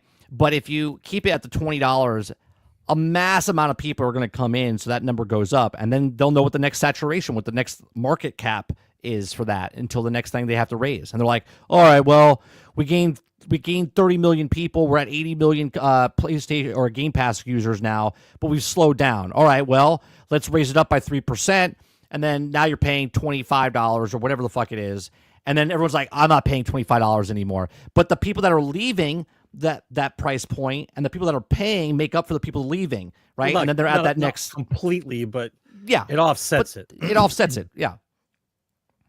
So, look, you want to put a special edition out, you want to put a statue, you want to put stuff like that, but a standard edition $100, that's absurd. I mean, they're skipping over 80, they're skipping over 90, they're going straight to 100. If you think about the level of greed, though, considering it's an online game, right? Where the shark. Well, no, the campaign is a campaign, and then there's the online mode. That's fine, right? So you're telling me the campaign's going to be worth $100? That's quite a tale to tell, because Grand Theft Auto 5's campaign with 3 intertwining characters was pretty fucking complex, right? And that was a $60 game. So this must be one hell of a story. This must be like a Dances with Wolves story for a $100 video game. Right? I guess we'll find out. Like, listen, it's supposed to be coming out in October, right, Krebsy? We're going to find out. We're going to find out all the answers. We're going to find out all the answers this year. Yeah, but Krebsy, you're saying that people are fine buying one $85 steak every once in a while. But if all steaks cost $85, you wouldn't buy them every day. That's retarded to But you're also making an example of, you think that everyone has money. We're in a completely different landscape right now, and people don't have the money to play with. It's a hobby, You guys right? got disposable income. That's great for the people who have disposable incomes. Correct, which is a smaller percentage than the people that don't buy have. what you want to buy. But the people that he's talking about with the $85 steak already have the PlayStations, already have the VR headsets, already have the portals, already have this type of stuff. That's a small percentage of the entire market, right? Listen, Waterbear says if they wanted, they could price it at 100, and I bet it would still sell like hotcakes. That's not saying it won't, Waterbear. What I'm saying is you're still going to get the people. Look, if 5 million, 10 million people, right, bought it at $100, that's fantastic, right? But if you lower the price, you would have 15, 20, 25, 30 million people buy it. They don't care. The idea of course here not, is because they have the online and whatnot. The free market, the discussion you're having is, where does the price start? That's what you guys are talking about. Where does the price start? Do you think you're going to sell enough copies at $100 to warrant starting at $100? The standard edition, right? Yeah. I don't believe so. But if they do, I'll be happy to watch it, see what happens. I'll be happy to see what happens. Yeah. But I don't believe so. All right, let's see what else we got. All right. Speaking of Xbox, the next one is Xbox Project Keenan is a gaming handheld price compatibility launch window, right? So this thing is coming out supposedly this year. Okay. We talked about this mid-year last year when they talked about a rumor of a handheld coming out for Microsoft. And I said on the show, on my daily show, I said it's stupid if Xbox makes a handheld. If they make a handheld, it's stupid. Okay? I said if they team up with someone, that would make much more sense. I said that if it's something that you can if it's a docking station, if it's their own and it's their next system. So here we have Microsoft is working on a partnered gaming handheld with Asus, right? This makes sense. Asus has the hardware. They made the ROG Ally. Now they're working with Xbox to make a dedicated handheld for Xbox, okay? Supposedly, Sarge, this is not what it looks like, but they just mocked it up like that, okay? So supposedly, Sarge, that this thing will be running Steam. It'll be running GOG. It'll be running other things. It'll be running the Windows. And my thing is that it has to be convenient. I'll hold this controller up. This is a simplistic controller, right? I use my thumb. I push the buttons. This works. I know what it is. It's easy to use, okay? If this comes out, people don't want to move the mouse cursor from Steam to Epic Launcher, okay? Because that's just too much. Now you're asking on a handheld device that these people are going to, through the back end, right? They go from Windows Media or the Windows program to Steam to something else, and a lot of people are not going to do that. If they make it super complicated and through the back doors, you know how we get when we're trying to get multiplayer working, and you got to jump through like 15 hoops just to get your friends on the list? We're like, this is fucking stupid. Why is it so complicated, right? But the whole point of the console was not complicated.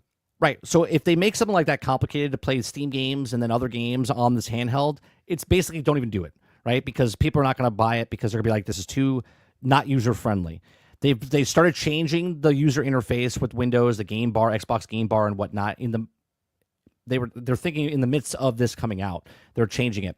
So if they make it convenient where they can make this work, where you can play your Steam games, you can play your Epic Launcher, you can play your Windows games, you can play your games anywhere, then this is going to be a game changer. Hence the title of the episode, One Handheld to Rule Them All. Okay, because if you get the PlayStation handheld when they come out, it only plays PlayStation games, and then you get the Steam Deck, and it only plays Steam games, right? But on the back end, you can make Windows Player, right? But if you get a Windows handheld and it plays Steam, it plays Epic, it plays Xbox games, it can even play the PlayStation games that are coming to Steam, and now you're playing PlayStation games on an Xbox device, then this would be the one console to rule them all, right? As handhelds go. But I don't know if it's going to be this thing, especially since the rumors and stuff are going. It's not going to be what you think it is. This is a test, right? This is a test with Asus to see what the market is for this. What are people going to be wanting this machine to do? And if it works out well, then in 2027 or whatever, they'll make us, the leap into that first space. thing is the guy who did Photoshop for this thing didn't do a good job because that B button's hanging off the edge of the. Well, this is probably AI. The hanging off the edge there. Yeah. So probably AI. I'm not getting excited about a button that's hanging off the edge of the console. Like, look, listen, they need some hype. They need something to talk about. Xbox is in a rut. You have to understand how the market stuff works, man. You need some positive energy, right? Who is going to buy on yet another console? The convenience factor for you is I could play my stuff anywhere. Isn't that what Xbox has been saying already? Isn't the whole point of Xbox's marketing now is I could play my game anywhere I want as long as I have any kind of device?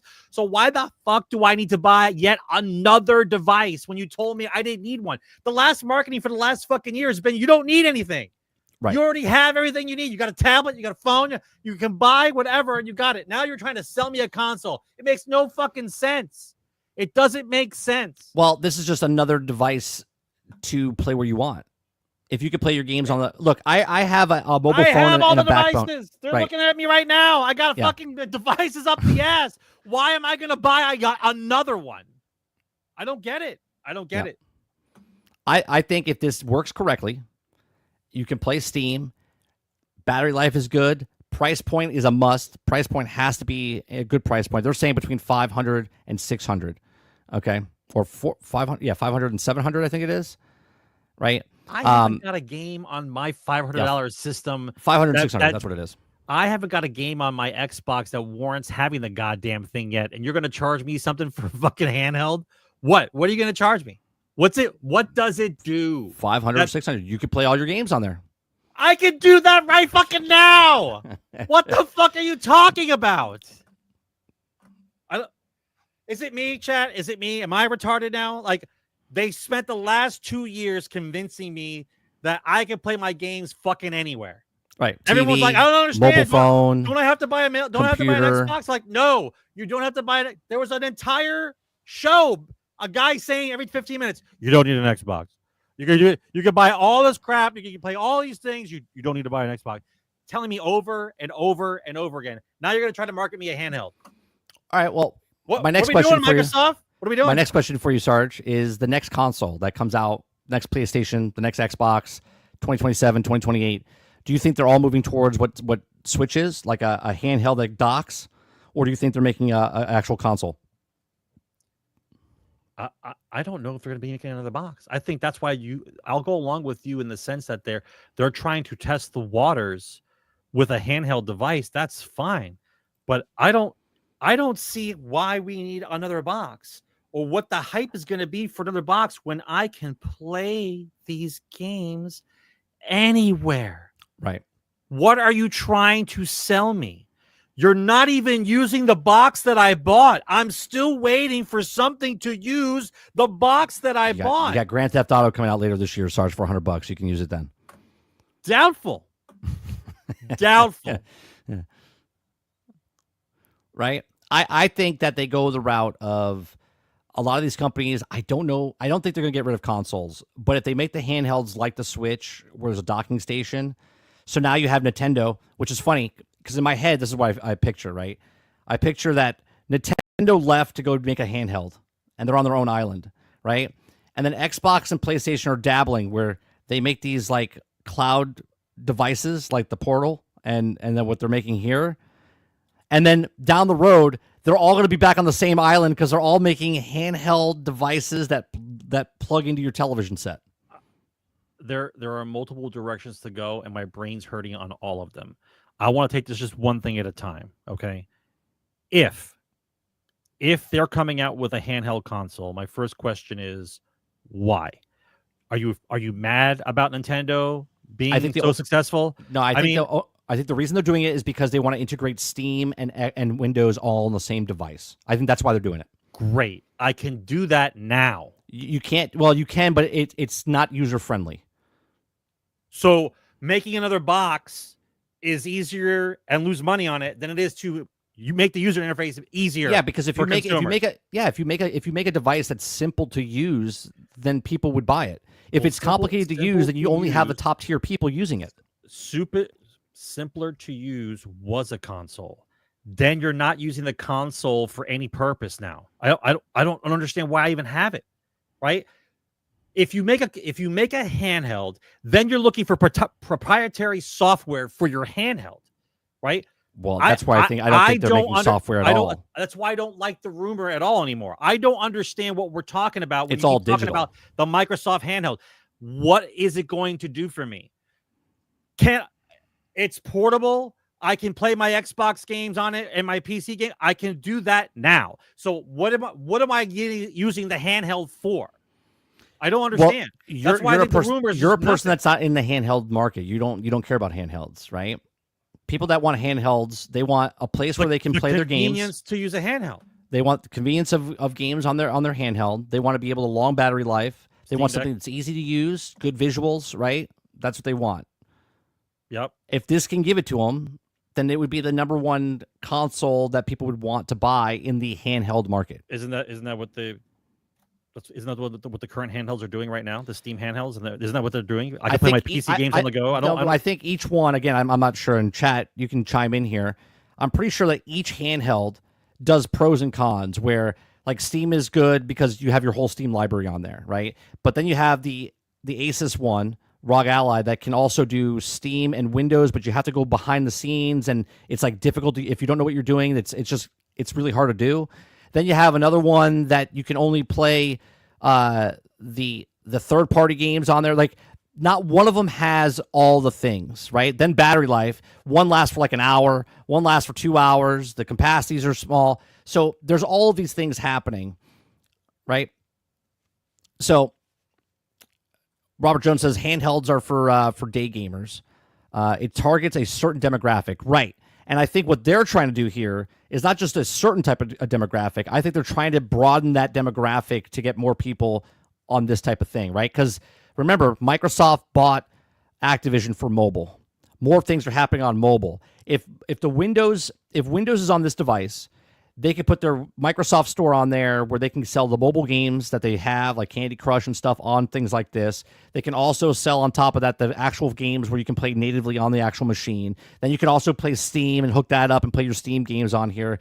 So this is why it could, I'm not saying it could be that one-stop shop. And to me, if it's not, it's an L. If it is, it could be a win. But even then, it would be a streaming device. It wouldn't be an actual processing device. You would have to be streaming games from their servers for the graphics to be anything decent on your handheld. You know what I mean? Like it doesn't make sense why you would want another handheld. In his article, Jez says that you can't do the play anywhere, right? Meaning you have to buy it on the actual device. But Jez also had an article a couple weeks ago that we looked at, and he bought he was complaining about Diablo 4, but he bought Diablo 4 on Steam. And if you bought it on Windows, and you can play it anywhere. But if you play it on Steam, it's not play anywhere. So he didn't say that correctly, because if you buy certain games from Windows, then it is play anywhere. But if you buy it from Steam, the Steam version, it is not play anywhere. It doesn't sound too convenient to me. Correct. What does sound convenient to me is Microsoft's been telling me I can play my games anywhere with any device. That's pretty convenient. Well, you can.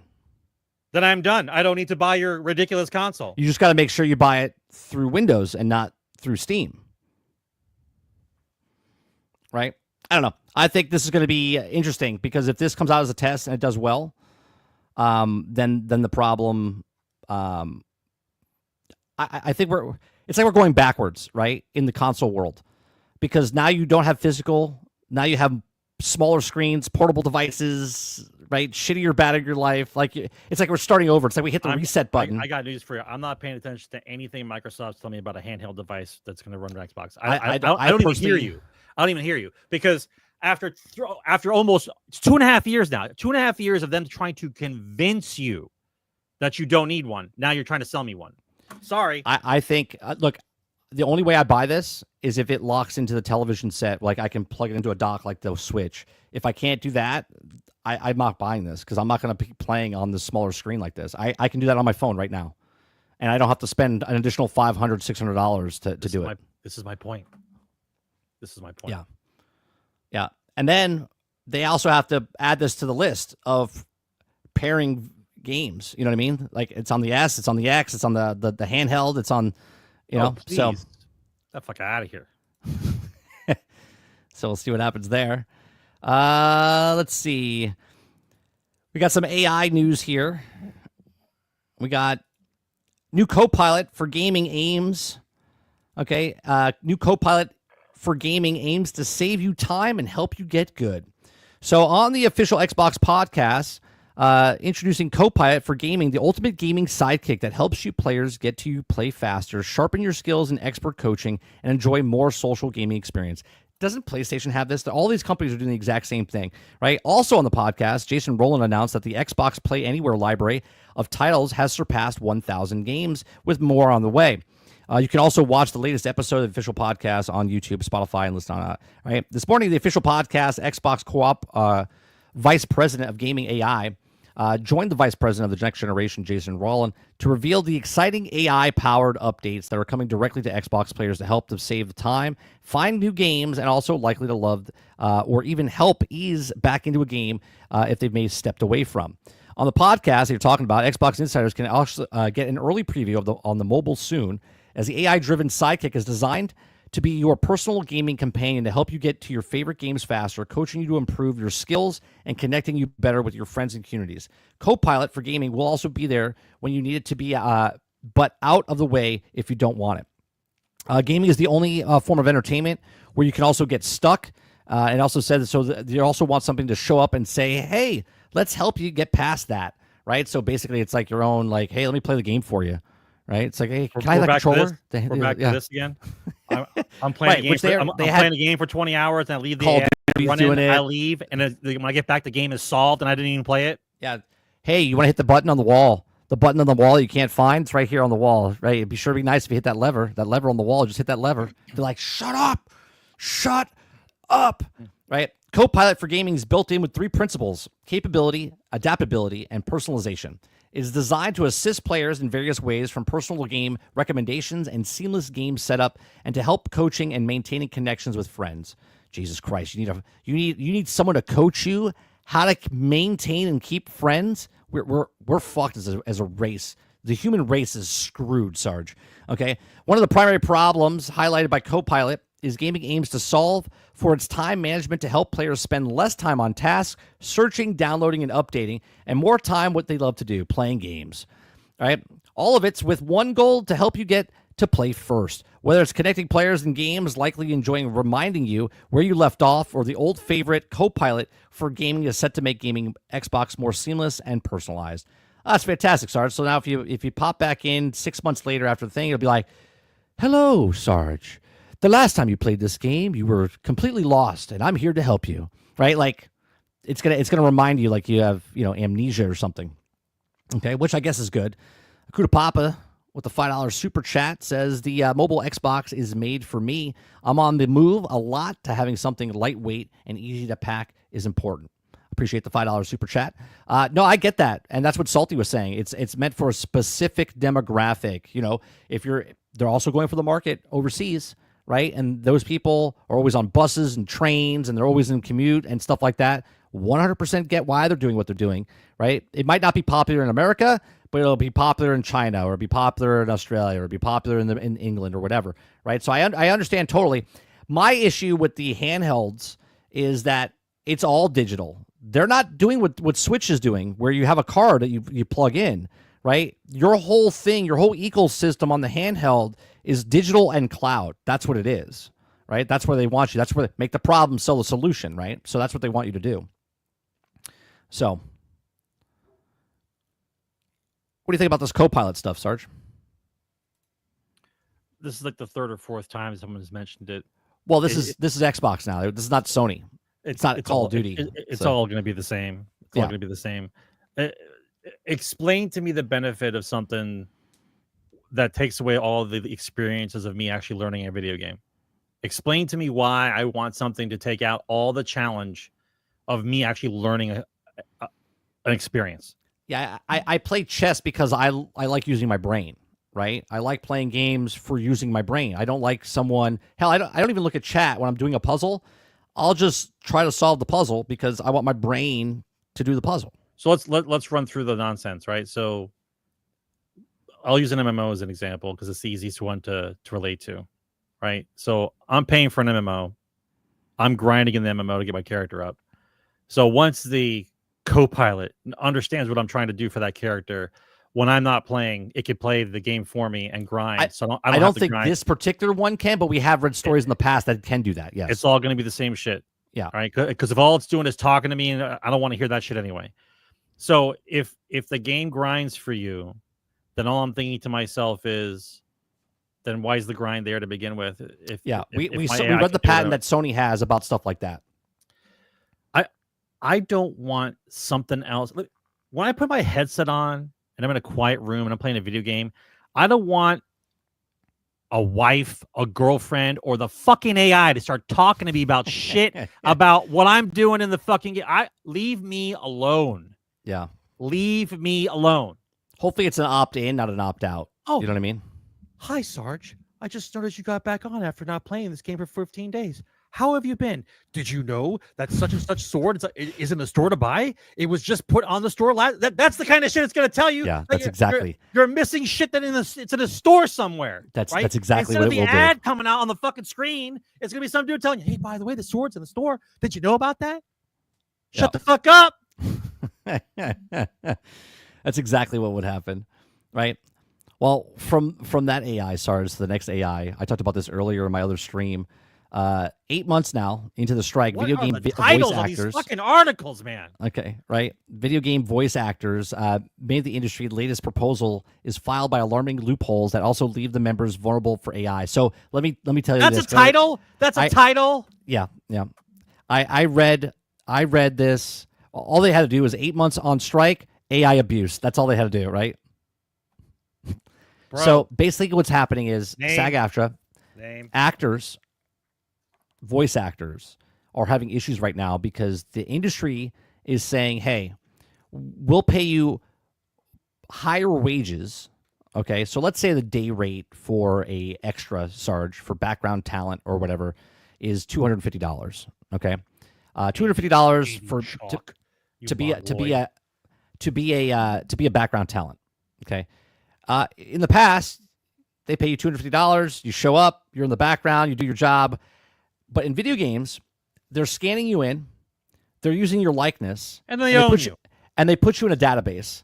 And then let's say it's Ubisoft, right? I'm just using Ubisoft as an example. And let's say they make Watch Dogs 3, right? Or whatever it is, right? And then they use you in that game. That's what you got paid for. You got paid $250 to be scanned into the machine and put into that game. But then the next Assassin's Creed comes out, and they got to fill the background with a bunch of characters, and all of a sudden now your character that they paid you $250 for this game is now using your likeness and voice in the next game, and so on and so forth.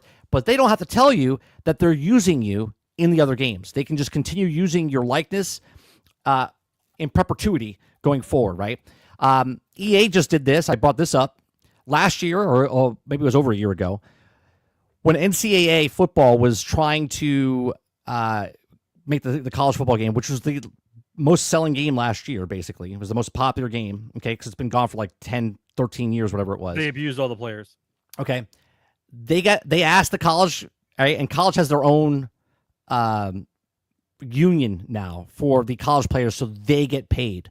Okay, because before, it would just be college kid, 11. They got paid once. They got paid $600 and a copy of the game, right? But now EA has them scanned into the machine. So if you were a freshman and you got approached and they're like, hey, I'll give you $600, and you're like, cool, man, I'm in a video game? Sweet.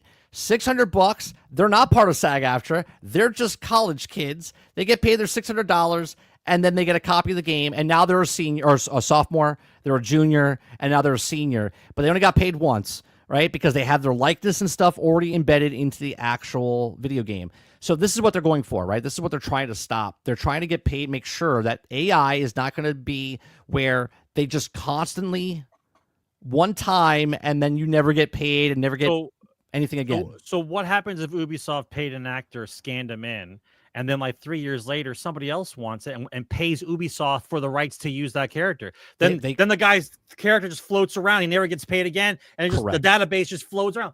Fuck you. Correct. That's exactly what they're doing. Fuck right. you. That's exactly So- what they're going to do. Look what they did to the college kids. So this is bad, right? This is bad because this can't be like this. But there's no way they're going to stop it, because not only like they haven't even said this in the article, but let's say I fed you in the machine a couple times. Okay, well now the AI can learn the different facial structures of all these different people, right? And now it can just create people out of thin air, because it's got all the data of all these people's faces that they're doing in, right? And there's lawsuits, not for this particular thing, but there's lawsuits of all these AI programs using Google and using things that they weren't asked for. Like when they do the artwork, they put all this artwork to teach the AI, but they never asked permission to use these things to teach the AI, right? So now they could just, let's say, I don't know, scan Facebook, right? And take all the people's faces, scan them into a machine, and not ask anyone's permission. And then they could just start making the characters out of thin air, right? Procedurally generated stuff. So now we're getting into a different topic now, which is still AI, because now companies are using AI to make procedurally generated lands. They're making procedurally generated where they're also making the stories. They're also using it to put the characters in the game. They're using it for the voice lines in actual things, because they don't want to pay the voice actor anymore. So now they're just making the voice. Look, we play music on my channel that's 100% made by AI. Okay, if people come in and don't know that it's an AI music, because some of them you can't tell. Okay, if I didn't tell you it was AI music and you just heard the music, be like, oh, what song is that? What band is that? You would not know the difference between AI or a real band. Okay, there's people right now that have hundreds of thousands of. We did a video last week, okay, on YouTube about fake streamers, fake influencers that have thousands, tens of thousands of followers, making tens of thousands of dollars. One person made $100,000 and she's not even there, right? These are all AI generated, but you don't know, right? And this is where it's going, and these people are not making money, and all they want to do is make money so they can go buy the $100 version of Grand Theft Auto when it comes out. You see what I'm saying? And they can't even do that because they're not making the money, because the companies are fucking them over for their money. Well, actually, you have to start lower, Krebsy. It'll be like the T400 or 200. It'll be the dog. The Boston Dynamics dog with a gun on top is pretty much it. That's the beginning. And the drones with the guns on them, that's the beginning. So, what happened? What happened to Dupless? He came out of the Matrix. What happened? Do you know how many Xbox games in Microsoft Store? I can tell you, 441. That's a lot. The name of it is a fucking Windows handheld. Has been announced, and how do you know the name? Don't do all the cabs. Is Dupless coming out? He's finally seen the light. I thought he was He behind. He was still screaming about the game doesn't play on the handheld. I thought he was behind, so I'm making sure he's not behind in the stream. Kuda Papa says, I need to figure out how to get an AI streamer so I can make money. I mean, it's actually quite Everyone's easy. doing the same thing, Alku. Yeah. Everyone right now is deciding how they can get an AI Asian girl with a bunny ear hat on to run their stream for them 24/7. Yeah. It's quite easy, actually. Quite easily. So that's what you have anything else to say about this the AI? No, but we're not ready for AI. Let's just put it that way. Oh no. We're not even close. So the last story we're going to talk about, actually, there's two stories. We're not even ready to agree on things in society right now that's causing major upheavals. Now you want to put AI in the mix. Not going to go well. Real quick, these are two quick stories, and then we'll get to Q&A, right? Bethesda, right? Oblivion Unreal Engine 5 remake could be releasing sooner than you think. Well, are you excited about this, Sarge? I know you don't like remakes, right? But this is an upscale, updated version of Oblivion on the Unreal Engine 5. Are you excited about this? No, but Bethesda needs to release a game because they're not going to have any games released. So they have to do a remake. That's how this works. Okay. Listen, Chad, are you guys excited for Oblivion Unreal Engine 5 remake? If they do a good job and make Oblivion up to date and more modern and all the little benefits of what today's gaming has, then I say awesome. I probably would play it because I played all of them before. But if they half-ass it, which in my brain, that's standard operating procedure. If they half-ass the remake, then doesn't matter. Isn't this funny, Dupless? You said Sky Oblivion's already coming out, right? Remember, they released Fallout 4, the remake, or the update, whatever, for Fallout 4 as Fallout London was coming out. And now Skyblivion's coming out, and miraculously Oblivion on Unreal Engine 5 remake could be released soon. Anyone find else that being just weird? Convenience? Not convenience. What the hell's the word? Coincidence? I think not. Okay. Robert Jones says, Sarge, the modders, you can stop showing up. 30 can get an AI to your hot takes for you. Give me a couple weeks. I could probably do it. Okay. Yeah, I bet I would. The modders do better work than the devs do. And they don't get paid, which says so much. So much. Well, right. They don't get paid, but they're doing it because they're passionate about it, or they're aspiring game developers that want to have something on their resume. Because a lot of times they can't get jobs until they show something what they've done. Right. That's fine. Yeah. I am happy to have people who work their ass off get noticed by a big company and get hired for a job.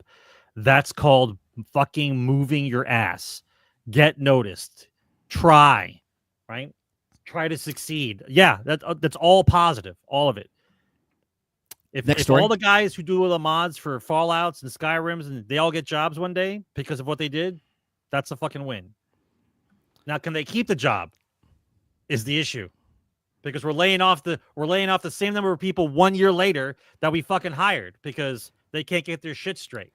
So miraculously, EA has been working on Skate, right, for like 4 or 5 years. And miraculously, Tony Hawk 3+4 has being remade and is being re-released in July.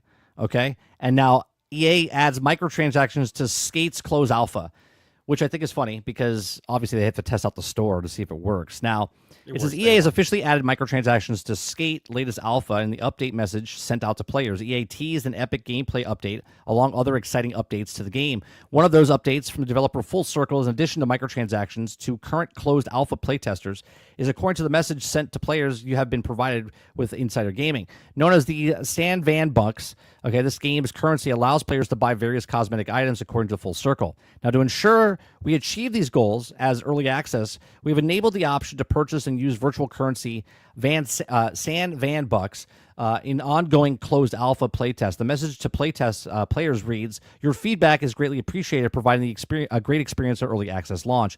Because the game is still in playtesting state, it's mentioned that the account progress might be reset at the time and will be fully reset before the launch into the early access. Should you spend any real money in the game, it turn on items, any purchase you make will be converted back to San Van Bucks and be made available again at the start of early access. So what they're saying is they have to use real money, and any purchases they make in the early access will get refunded to them, but not refunded as money. It'll just get refunded as the in-game currency, and then they have to make the same purchases again when it comes back out, right? I always find it funny though, Sarge, that we don't even know if the game works, right? Now, obviously, they're doing testing and whatnot, and they could easily do a test inside their studio to see if the microtransaction store works, but they have to put it out to the actual people to get paid for stuff, right, from the people that they're asking to test for free, right? They're giving their free feedback, but now they have to put money into the machine to test out the early access microtransactions in the game, which will get refunded, but not back to their real money, just currency back into the actual game. Okay.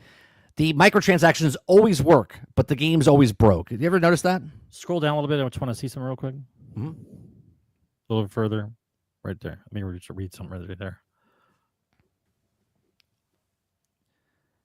It's a free-to-play game. I get that, Paul, and that's not what I'm saying. What I'm saying is I always find it funny that the microtransaction store always works, but the game itself is always not working, right? So they're so serious about making sure the store works that the money that you spent in the game, they're giving back to you during early access, are going to be erased, and they're going to just give you back the money in game, right? So if I spent $100, right back into same, they're not giving me fake money in the game. I got to put my money in the game in early access. Right? Right, but then once it's in there, I'm never getting it back out. Correct. They're not giving me that back, right? So instead of just giving me, hey, you have 1,000 credits to use, test out the microtransaction store for us, they're saying, hey, early accessors, since you have the game, do you mind putting some money in the machine and then test out the store for us? And you could spend your money in the game, but we're going to refund it to you in the alpha when it comes out full release, and then you'll have your money back in the thing. But I think it's just fucking retarded. Like, if you're testing it, I'm an alpha tester, you're asking me to test your game out, then just put 1,000 credits in the machine. Sounds wrong, bro. Okay. It just again, they'll always do this, right? Microtransactions are always going to work just fine. The store's going to constantly get updated, but yet the game, I bet you the game comes out, and it's glitchy, buggy, and broke, but yet that fucking microtransaction store is going to work perfectly. Day one. And because it's a free-to-play game, obviously, it's okay, right? It's okay. I used to love Skate. I'm not playing that. Skate's an awesome game. I'm not playing Every once in a while, my son plays Skate, was it 2 or 3? So, all right, chat. Let's go with the, if you have a question. If you have a question, I think that's the right one, right? Yeah. Would you like to ask a question? Ask a super chat. Okay, yeah. All right, put a Q in front of your question, and we'll take a couple of questions. Yeah, I'm not worried if the game is fun, Paul. I have a problem with the company having people test their game out and then ask them to spend their money on the game and then not refund them. They could literally just give them free currency in the game if they're going to give it back to them anyway. But instead, they want them to pay up front, so they already have them in that ecosystem. My brain doesn't work that way. I have critical thinking skills, and I'm always asking questions. So if you think I'm going to give you real money for fake money for a month, and then you're going to take all the stuff that I bought with the real money into fake money out of the game, reset me, and then not give me a refund and just put my fake money back in it, I already gave you real so money. when the game comes out, you can buy the same things you just bought. Yeah, it's the No, things that you go. My thing is, if you're a tester, you're testing. You're in the game as a tester. They're not paying you, and now they're asking for you to put more money in the machine. Right? I don't know. It's just weird. Dupla says, hey, welcome to Walmart. We just got a new vending machine, but we don't know if it works. Can you put some money in it? Yeah. Hey, they should ask, Krubsy says they should ask for money from people testing beta field. Don't worry. They probably will. We are literally, in my lifetime, we are going to be at the idiocracy level. Welcome to Costco. I love you. Welcome to Costco. Yeah, that's exactly right. I love you. So if you guys have any Q&A questions, put a Q in front of your question. We'll take a couple of questions. If there's no questions, then we'll just, move on with the day, move on with the night. I've been up since 4 o'clock this morning, so. You know, bro, a couple of minutes. I bought this glue at Hobby Lobby for $3.99, but back in the day, it was $1.69 with That's right. inflation. Back in 1997. It should cost $8. While you guys all wait, let's listen to what would you like to listen to? Would you like to listen to the Ballad of Ubisoft? Would you like to listen Make a Game, Sell a Game? Crazy Uncle Nintendo? No, something new. Put the new one in. I have. We can always do Know Your Industry, which is the one. I like the Hunt Down, which is the Monster Hunter song. So let's do this one. Gamer, are you okay? Are you As we okay, wait for Q&A. gamer? Are you okay, gamer? Gamer, are you okay? Are you okay, gamer? You're hunting down beasts. Hunting down. As you step in the wilds, danger's close. The monsters are big, they're coming, oh no. Gotta craft Get your questions in. gear up for the fight. Hunt through the day, then hunt Krebs, you'll through have the 15. night. You're stalking Altern your will have prey, 5. ready to pounce. Dodging And then we'll have a couple the sporadic strikes. ones in Don't let there. 'em bounce. The beasts are massive, they'll tear you apart. Better be sharp or they'll break your heart. He's on the hunt now, look at him go. Stealthy moves, making it show. Every slash, every dodge with precision so tight. The hunt is on now, feel the fright. Gamer, are you okay? Are you okay, gamer? You gotta track it, attack it, fight it. Hunt it down, hunt it down, hunt it down, hunt it down. You're dodging, you're slashing, are you alright? Better craft your gear or face the bite. Hunt it down, he's gonna get him now. mighty raging pharaoh, they'll charge you down with power to spare. New zones unlocked, lush lands to explore. Crafting your traps, build up your lore. Special events, rewards in your sight. Kill the beast and level up your might. The wilds are calling the gates. Can you guess the song that it's kind of after? Sorry. He's on the hunt now, look at him go. Do you know what the song is sort of based after? This song? Yeah. Oh, this part right here is from Michael Jackson. Which one? Are You Okay, Eddie? And You're Okay. Are You okay, Eddie?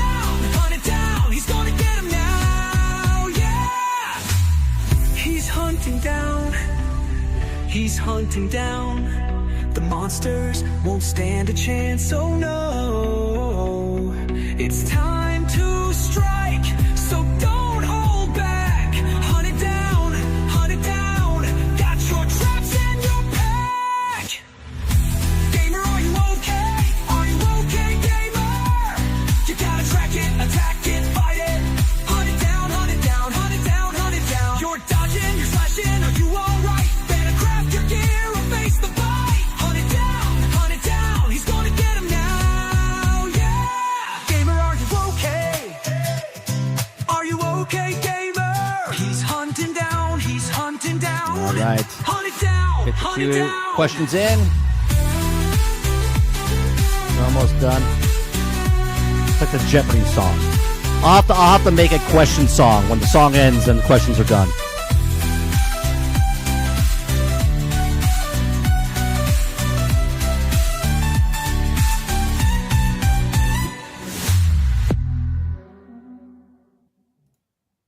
All right.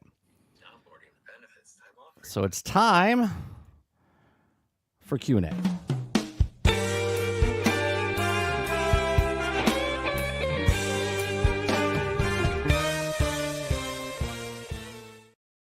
All right, the first question we got is from Allturn.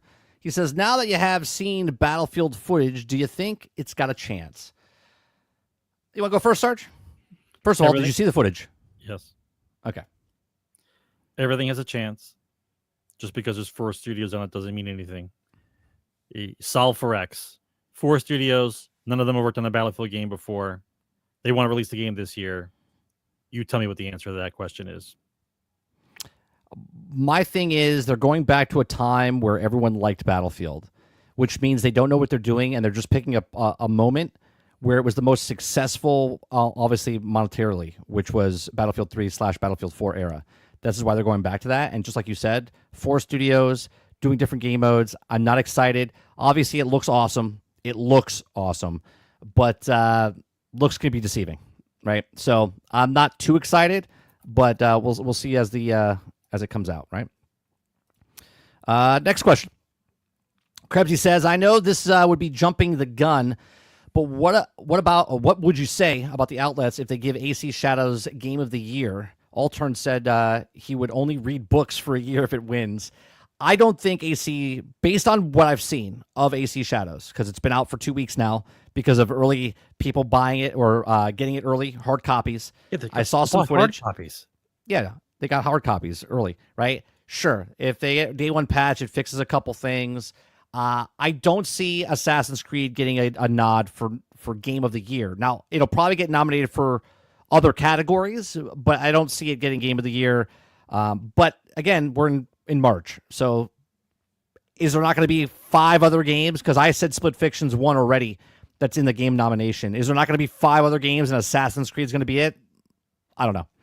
If Balatro last year came into the category, there's got to be some fucking game out there that's better than Assassin's Creed. But hey, I could be wrong. What about you, Sarge? What do you think? I mean, I'm more interested in having Allturn not play games, only read books for a year.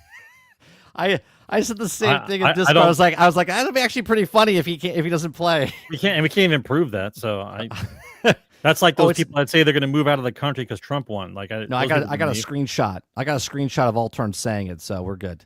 Yeah, but you can't. I can't make him do it. Right. No, we can give him shit about it though. Like he'd be under the sheets with his little handheld. Yeah.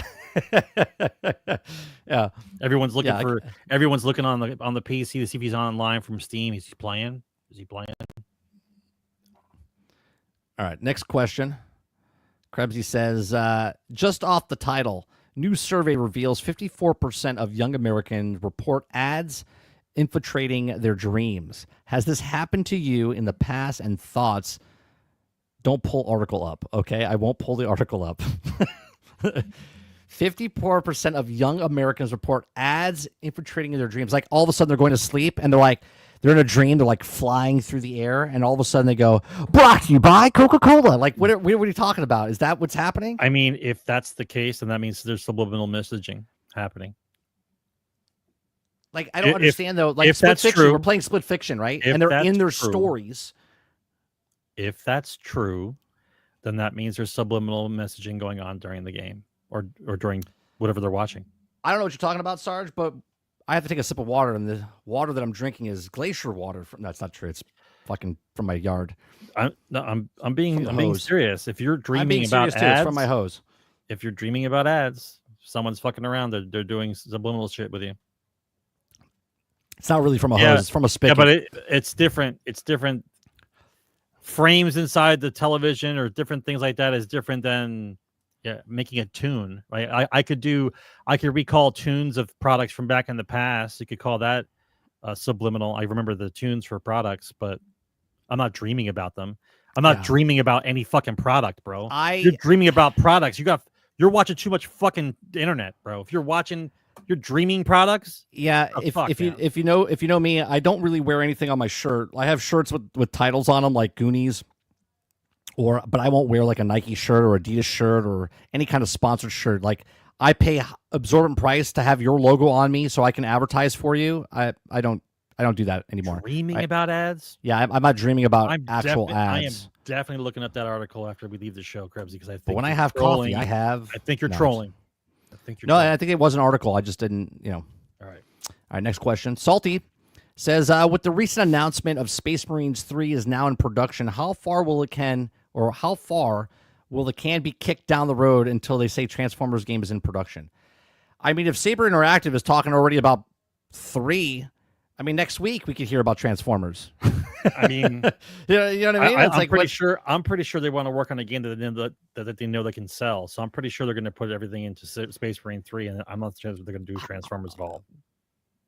I just don't understand, because we read an article last week. Saber's doing a mobile game for Transformers. That's but we already read an article last week saying Saber Interactive is making a IP, a high profile IP for Hasbro. Yep. But then this week on mobile. Right. Well, this week though, they talk about Space Marines 3 is coming out. So it's like, all right, well, how big's your studio? How many games can you make? How long is this going to take? And that's what he's asking. How long does Transformers get kicked down the road now, because now Space Marine 3 is coming out? They don't have to kick down the road because the Transformer game is mobile. Next. No, what it's going to be? It's going to be Transformers, like the Lord of the Rings game. You'll be Optimus Prime or Bumblebee, and you'll be on Cybertron, and you'll have to farm Energon to make your house. Right? That's what it'll be. It'll be like the Tales of the Shire, but with Cybertron. Tales of Cybertron. Mobile game. That's why I don't listen to until the game's out, man. I don't listen to any more dates. I don't care. I don't listen to you anymore. You don't listen to me anymore? You say you're going to make a Transformer game, and then all of a sudden there's a major article that says they're going to make Space Marine 3. Okay, cool. But if you're making the Transformer game, that's got to suck up some time. Well, they didn't say Transformers. They just said a high-profile IP, right? Yeah. We're hoping it's Transformers. What other high-profile IP is there? Dungeons and Dragons? Not high-profile. G.I. Joe? Not high-profile. Nobody gives a shit. For Hasbro, it is? No, it isn't. It is not. It's not high-profile. Not anymore. Did you saw that video I sent you, right, of the mask? The mask toys? Yep. And I looked at it. They're the exact same molds. Yep. The exact same. Now I can tell. Except they're not using rubber on the tires. Which is bullshit. I want rubber on the tires. You can't have plastic tires. I want rubber on the tires. Yeah, put rubber. If I'm paying $100 for that fucking truck, you better put rubber tires on that rubber thing. Tires. That's Never mind the fact that in Matt Tracker's Thunder, is Skyhawk, Thunderhawk? I think it's what is it called again? His car, the Camaro. When the doors were opened up, Yeah. The silver the plastic. Yeah, the little plastic with things. sagging. Yeah. Was sagging. Like, you guys couldn't even fix that problem? Yeah. Did somebody pull the fucking mold out of the closet and just punch out a fucking car after fucking 35 years? You guys couldn't do better? You guys, you're dog shit. Hasbro's dog shit. Right? Literal dog shit. Hasbro, if you're listening, you're dog shit. Right? Anybody that sees you picks you up, and puts you in a bag, and throws you in the garbage. That's what you are. Wait a minute. I don't think they own masks, do they? Hold on. Let me see. Mask franchise.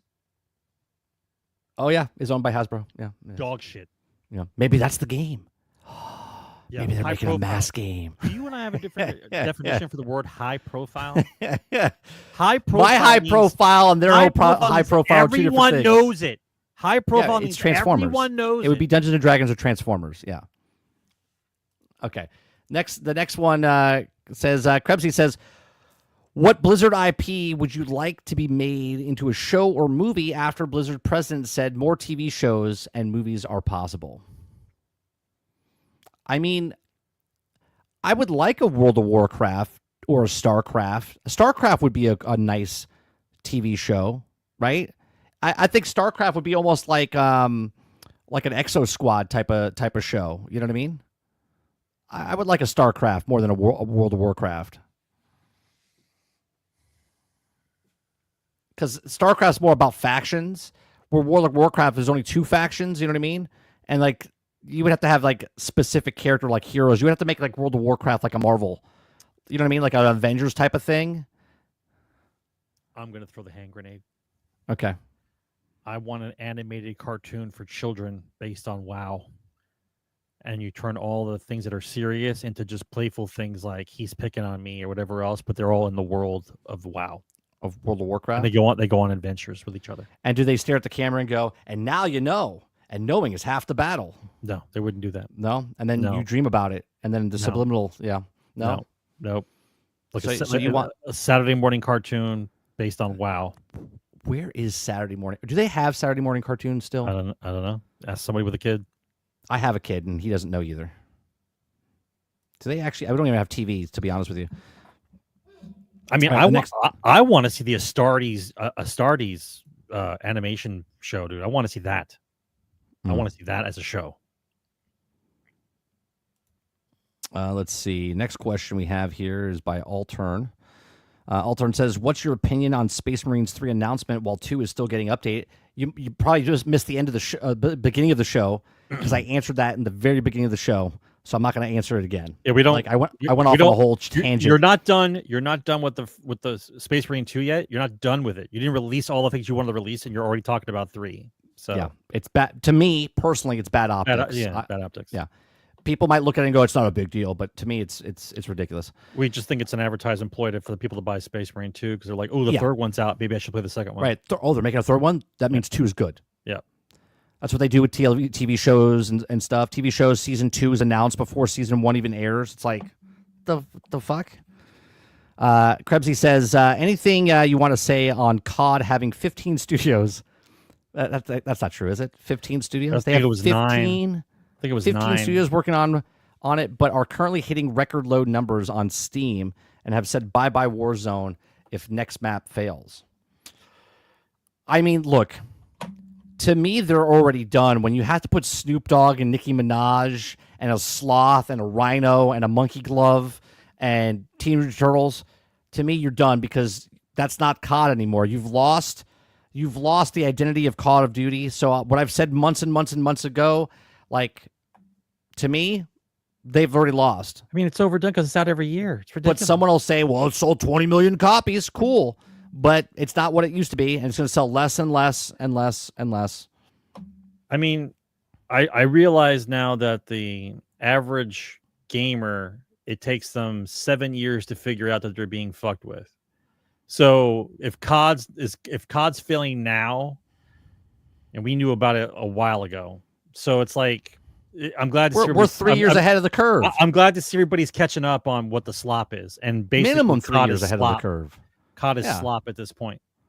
I mean, I'm sure people like it, But Yeah, no, it's great. It's great. It's making. slop. Look, I played it, right? I was playing the campaign. Did I finish it? No. I lost interest. I'm just like, I'm good. I don't care.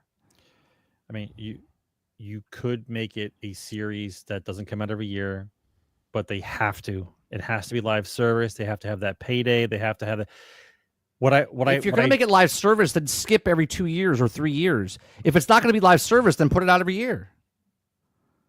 You can't have live service and have it come out every year. You're cannibalizing your own. Yeah, no, but you're cannibalizing your own player base. I mean, I keep seeing advertisements for it, bro. Apparently, it's doing well, right? I guess. Right? It's doing well. You know what I'm saying? It's doing Okay, fantastic. we watched the video of Destin Laguerre talking about what was the point of Activision or Microsoft buying Activision. Mobile. And I was like, well, it's because of the mobile, Mobile. right? But then he was complaining about how put all the Call of Duties on Game Pass. I'm like, no, that's stupid to do that, because if you put Call of Duty, original Call of Duty out there, and then you put 1, 2, 3, 4, 5, nobody cares. you want everyone to play one so the lobbies are full and people are playing, and you're if you put all 5, 10, 12 Call of Duties out, Slop house. It should be a slop house. there's going to be nobody in any of the servers. Well, first of all, no one's playing the original Call of Duty. No one cares. No, but if you put it out for a little bit and say, "Oh, Call of Duty," people go back, nostalgia. People do it. You would put it Star on there. Wars. You would put it on there for maybe for the 1 week, 1 month, whatever it is. Yeah. for the campaign. But I would probably lock up the multiplayer on most of them, except for the good ones, like Modern Warfare 2. You leave that one open. The point is, you don't saturate. You don't come out if Warzone's a live service constantly. Okay, and you're like, "Oh, Call of Duty, Modern Warfare. What are we on? 6? I don't know. 12? I don't know, chat. Whatever the fuck we're on. Modern Warfare 2029. Okay. If that's out, and then next year 2030 comes out, and the next year 31 comes out, but they're still playing the live service aspect of it, it's like, it's stupid. Like, you just do one every 3 years and then add content to it. If they want me back into Call of Duty, the graphics have to get a little bit better, and they have to have it real shit. Like your SEAL Team 6. Okay. And you're going into the actual and place. Nicki Minaj is fucking. No, you're going actually into Afghanistan to the actual towns. You're like, this looks a little bit real. Then you realize you're controlling robots that are attacking Afghanistan. That's the kind of level of game I'm looking for. I can't play a game where I'm like, I want a real military sim. I'm like, all right, guys, we're going in. We're gonna kill Osama bin Laden, right? And then all of a sudden, you look to your left, and Snoop Dogg's there, and you look to your right, and there's a Wookiee. Yeah, and you're like, for shizzle, and I'm good. Yeah, great Call of Duty game. Yeah, awesome. I'm good. It's awesome. I'm glad you have fun. Some dude in the background does a kickflip 360, and you hear pizza time. Yeah. Great Call of Duty game. Yeah, I'm out, man. I'll go play a different game. I don't want that stuff in the Call of Duty game. But that's why I'm not their audience. That's why I'm not playing. That's just it, right? They were trying to incorporate the Fortnite audience into COD. That's all it is. All Turns question says, what real use do we see in the Copilot feature of Xbox? I think Sarge said it when he talked about it. It's at that point of, finishing the game for you, like charging, like your phone does to you. And if you set up the personal assistant for your Apple phone, the same shit is like, hi, it's 12 o'clock. Did you take your pills? Did you remember to eat today? Your carb intake's kind of high. We saw what you had. Your blood sugar. Like, get the fuck out of here. The problem I see with this is the AI. If you play, like right now, it already suggests games for you. Like Steam suggests stuff for you, right? Steam suggests things for you, but this is going to get more.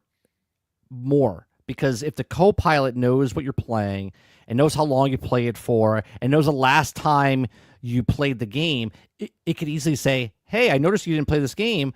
There happens to be an update that helps you with this and kind of push you into that direction. Or, hey, they sold a microtransaction in the store to do certain things. You know what I mean? So it can manipulate you to buy certain things or use for advertisement, right? Oh, we noticed that you got killed in Fortnite over and over by Darth Vader. Did you know Darth Vader's in the store right now? And you can also be Darth Vader, right? Because we know that exists. We know that Call of Duty, Sony, Activision, Sony all have patents. They know what guns you're being killed with, and they promote it towards you. And that's what Copilot is. It's Microsoft's version of learning your habits and whatnot. Probably even worse. I'm just skimming the surface. Probably worse than that, but we don't know yet. Right. We know it's not going to get better. No. I mean, it's a corporation we're talking about. Robert Jones says, "Did you see the news? The new sorry about scientists freezing light? Light sabers are coming soon. Wait a minute. Did you see the news story about scientists freezing light? We're freezing light. I'm fascinated by that. I'm gonna put that right next to Krebs's thing about the. I gotta look this up. I gotta look this up. Freezing. I'm light. Yep. Okay. 1 day ago, scientist freezes light. Researchers discover. Okay, hold on. Okay, hold on. Lightsabers are coming soon. Okay. Scientists freeze light. Okay, freezes light. Researchers discover a rare state of matter where it flows like liquid but holds shape like solid. Yeah, we're done. Plasma. Yeah, we're done. A team of Italian scientists has found a way to make light act like a super solid. A rare state of matter that Discover's published in Nature Journal on March 5th could change how we understand the behavior of light. Okay. We can't understand a traffic signal. What is super solid? Super solid is a special type of matter that flows like liquid that also has a solid-like structure. Until now, scientists had only seen like mercury. It's delicious. The state of extremely cold gas. That is also a new experiment. Proves the light can also behave this way. As a report in Newsweek, the beginning of the understanding of the super solid. How do scientists freeze light? Normally, when liquid is freezes, molecules slow down and arrange themselves in a solid form. But the experiment researcher worked with temperatures near absolute zero, where strange quantum effects appear. Absolute zero is the lowest possible temperature, where all molecules and motions stop and define. As a temperature, atoms have minimal energy and matter behave as usual. Waves is such a form of Bose-Einstein. While scientists cannot reach absolute zero exactly, they can also get extremely close. So basically, they're freezing the light so goddamn slow that everything just... that's it. And so they actually capture light. But you have to have it at absolute zero. So if you touch someone with that thing, they're like, they would freeze to death and arm would fall off. I mean, I once again... Oh, is it not on the screen? Oh, when we finally decide to leave planet, and that's the whole mission, is to leave the fucking planet. Once people leave the planet, if anyone's seen the movie Gattaca, anybody seen the movie Gattaca or Elysium? Elysium's probably a better one. But if you've seen Gattaca or Elysium, either one of those, you'll understand what I'm talking about. So once we leave planet, Earth technically becomes Alabama. Because to leave planet, you have to be smart enough to leave the planet and be able to survive, know all the procedures about being in a zero G. You need to be literate, you need to know math, you need to be able to solve problems because you're going to be traveling in space. Right. But if you stay behind over time, generations pass, and only the people that are not smart enough to leave the planet get to stay here, thus turning Earth into the Alabama of the universe. Got you. You start to anyway, I got you. All right. The last question that we have here is Salty says, have you checked out Daredevil yet? I have not. I'm probably going to wait a couple of weeks. I hear good things, and I also hear bad things. I hear it's good, and I also hear it's bad. So I don't know where things. The trailer that I saw, I thought was okay. I wasn't like super excited. Like my thing is, like, I never watched the Indiana Jones or the Crystal Skull, and I never watched whatever the last one was called, right? So I've never been tainted of that shit, right? So I only know the first three Indiana Joneses, right? Ghostbusters, I never watched the woman Ghostbusters, so I don't know what that is. So the Daredevil show that was on Netflix is the best superhero show that was ever created. It was better than Batman. It was phenomenal. The original one. The one on Netflix, yeah, in 2013-14 when it came out, whatever it was. Okay. Awesome.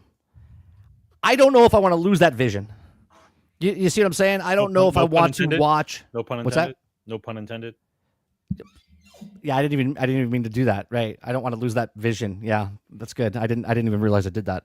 Yeah, I kind of want to live in the world of that Daredevil back then was awesome. And I don't know if I want Disney Daredevil. I liked Netflix Daredevil. And this is 100% connected to that, which means it's just going to shit on that. And I don't know if I want it to shit on that. I think I want to keep that vision of Daredevil. What about you, Sarge? I haven't watched it yet. I'm thinking about it. But I haven't watched it yet. And if I am going to watch it, I'll probably wait until after the first season's over and then do the binge. Salty says, I'd say season 3 was weak from Netflix. Sure, but that first one, what I'm saying is the whole series, in my opinion, is better than anything that Disney can make. Because I've watched how many fucking Disney Marvel shows, and they completely all just garbage. I can't think of one besides the very first I can't even think of it. WandaVision. The very first season of WandaVision, I was like, oh, this is cool. But then the payoff was garbage. And same with Loki season 1. After that, I was just like, I'm out. I don't care about anything they're doing. And I like Daredevil. I didn't give two shits about Wanda. All right. So I don't know if I want them to ruin Daredevil for me. Would you say it's better than the Netflix show? You're saying it's done well. Would you say it's better than the Netflix one, or is it just good?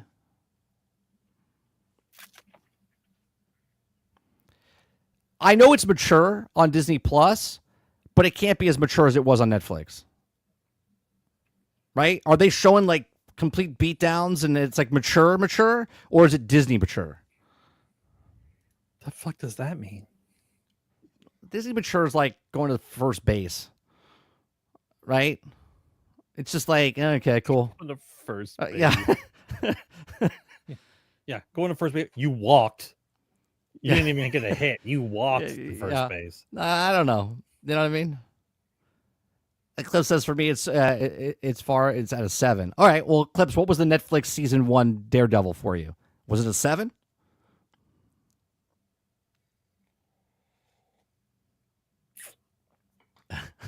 Disney mature is burned face in the shadow. Like, I don't know. I just not. I'm not excited. Dupla says HBO already ruined Harry Potter show for me, and it hasn't even begun filming yet. Oh well, don't worry. They'll announce season 2 before the season 1 comes out. They actually already said they're doing 10 years. It's going to be 10 years. How do you know 10 years? How do you know there's only 7 books, so. But how do you know you're going to last 10 years? Yeah, I don't know.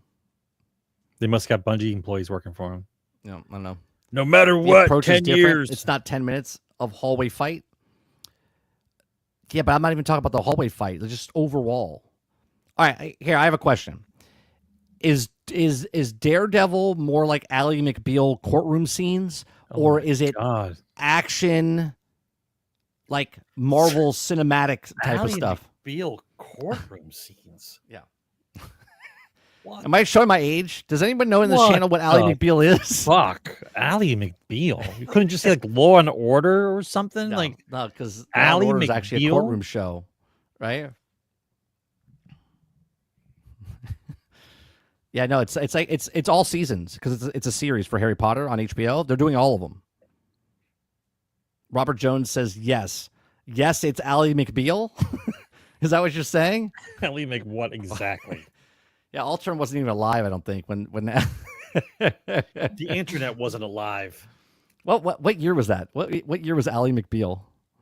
Hold on.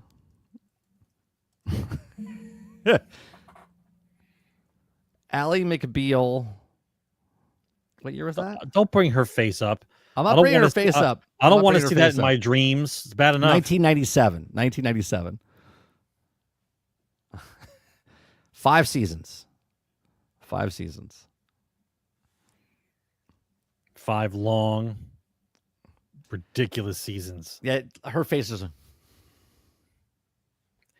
Her face is basically the definition of Karen before Karen was even a definition. Yeah, it should have been called Karen McBeal. Karen McBeal would have been good. Oh yeah, no, I was not born yet. You weren't. Oh, you weren't born, Dupless. Yeah. Oh no, Altern, you weren't born. Really? You're younger than 97? Jesus. I think you might be one of the younger people watching me. I don't know if that makes you really smart or really dumb. I don't know.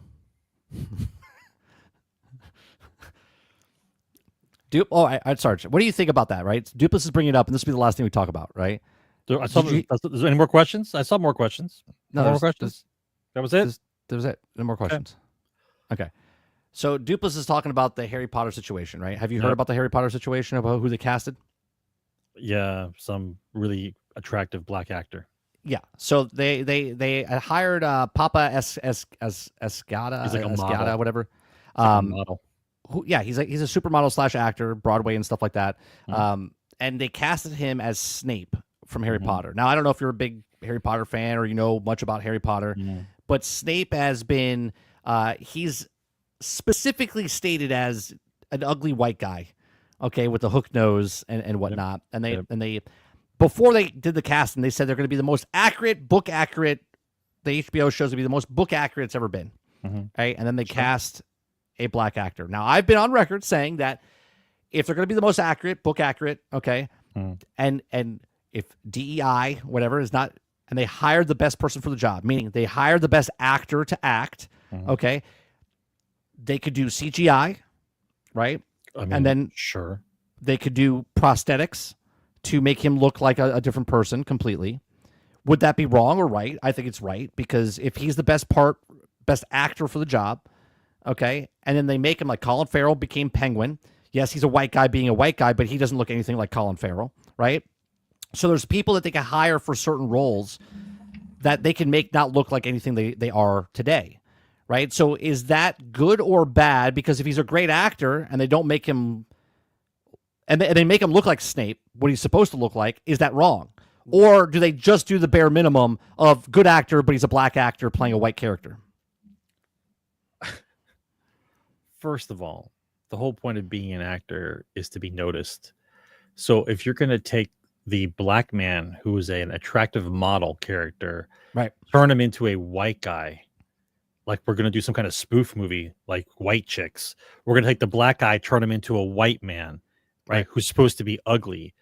If you did that, then you wouldn't know it's him acting, right? He would just be a white guy with prosthetics. People don't know it's Colin Farrell when he acted in Penguin. I know it's him because I know who it is. What if you didn't know who was acting in Penguin? You wouldn't know it's Colin Farrell. Colin Farrell. This is not some guy who's well known across the world. It's an up and coming guy who's a fucking attractive model and an actor. No, but my point is, you don't know it's Colin Farrell playing Penguin. You just think it's a guy playing the character, but you don't know it's Colin Farrell playing him in prosthetics. I know it's Colin Farrell because I know who's acting as the Penguin. I guess, sure. Okay, he's known. So because you know he's a black guy, but he's in makeup, you want the guy to be noticed, pretending to be a white guy, computer animated, full makeup, pasty white. What about the people that? What about the people that talking about? Yeah, but what about the people that play Avatar? Let me ask you a question. What's the job of the casting director on this? Zoe, whatever her name is. What's the job of the casting director? Did she do the best job? But my question is, if they're doing CGI, it doesn't matter what you look like because you're going to be changed anyway. Right. We don't know it's you at all. Correct. Right. Digital face change and everything. The actor takes a job because they want to act. They don't care if they're on screen. Most of them don't care. Every actor cares about being on screen. No, this is why they do voice acting, and that's why there's voice actors. They do voice acting because there's no jobs for them currently. They have to make money. That's not true. There's literally people that just do voice acting because that's what they want to do. Well, that they choose to do, yeah. But if you're an actor, you want to be seen.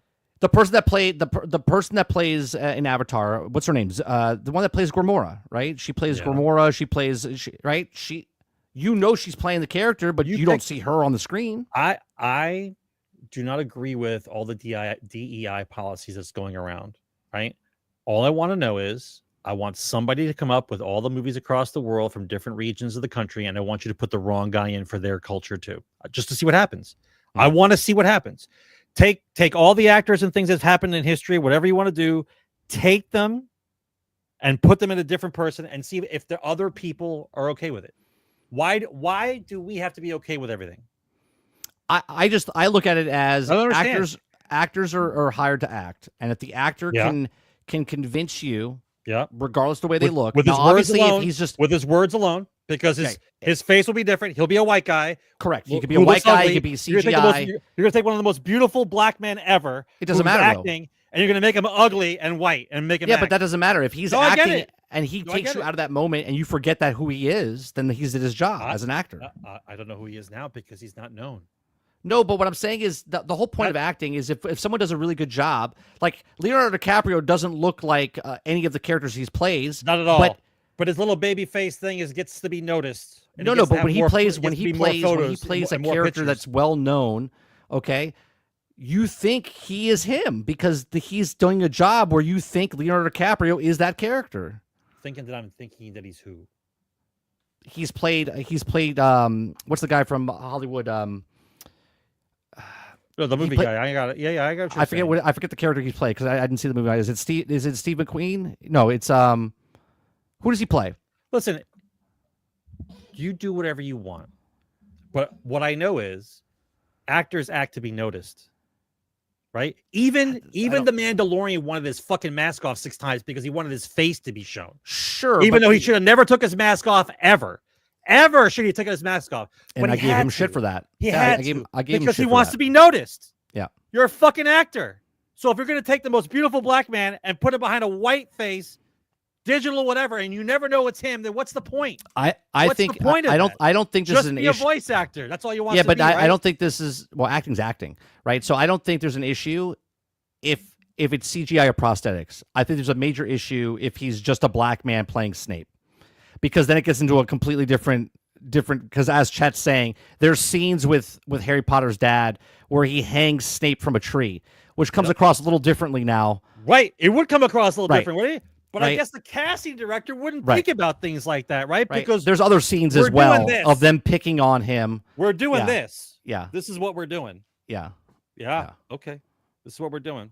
Yeah, but we don't think about everything all the way through because someone would have to have read all the books, right? If you read all the books, you would know those things are in there. And if we're going to do the most accurately rendition version of Harry Potter on HBO, then you would know that shit, wouldn't you? Yeah. So as of right now, what are we talking about? As of right now, I'm not angry or upset because I don't know what they're doing with him. Are they putting him in prosthetics? Are they doing CGI?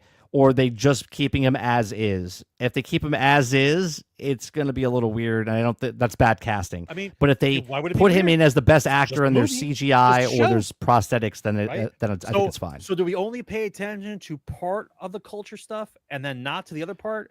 So it's okay to put this much culture in it, but not the other half? Why care? That's a bad example, Krebsy, because the character that Robert Downey Jr. plays in Tropic Thunder is a dude who is an actor. Playing an actor in a thing, and he's playing a black man, and he knows he's not a black man, and everyone knows he's not a black man, and he's playing a black man. So that's completely different than what they've done here. But by today's standards, it's blackface. You're racist. That would be blackface. Yes, it would be. Racist. But it also whiteface if the Wayans brothers did the White Chicks. But it was done before. It was done before all the DI bullshit. Yeah, it was done before all this. So 2 black guys being 2 white girls, perfectly fine. Which supposedly they're making actually a third one. They're making a second one or a third one for White Chicks. They're coming back. Yeah, that's a bad example for Robert Downey Jr. in Tropic Thunder. Listen, anyone can be what they want, but you have to play the game the same on both sides. That's all I'm saying. Yeah. If Harry Potter was a comedy and you wanted to make him that, what's his name? What's the guys that used to Kanan and Peele? They did a whole skit where they did ghetto Harry Potter. If you guys remember that. Yep. Okay. That was genius. That's fucking hilarious, right? But that's a comedy. He did a movie based on it. Yeah. Right? It's genius. So, I don't know. Like I said, I think a lot of people are upset because it's just a black guy playing a character. But again, if they do the special effects or they do stuff, I don't think it's a big deal. All I'm saying is actors want to be seen. That's all I'm saying. Well, that you're saying that, but personally, I've met actors that don't care. Great. And I'm telling you, actors want to be seen. Look, no offense to you, but I worked in the industry for 20 years, and there's a lot of actors that don't give a shit about being seen. They play a character. There's method actors. There's people, 100% there's people that want to be seen. Pedro Pascal wants to be seen. Hence why Pedro Pascal never changes his look. He's just Pedro Pascal. Okay? Absolutely correct. But to say that all actors want to be seen, that's not true. That's not true. Well, I would think that someone who's trying to be an up-and-comer to be noticed would want to. The people giving them the jobs know who's in the casting, regardless of what they look like on film. Hence why people like playing gay characters or people in suits and stuff like that, because it gives them range and they can see what they're known for, right? Yeah. The people that are casting them in the next movie, they know that Eddie Murphy played the Nutty Professor or whatever else. You know what I'm saying? They're going to give him jobs regardless because they know he's a good actor.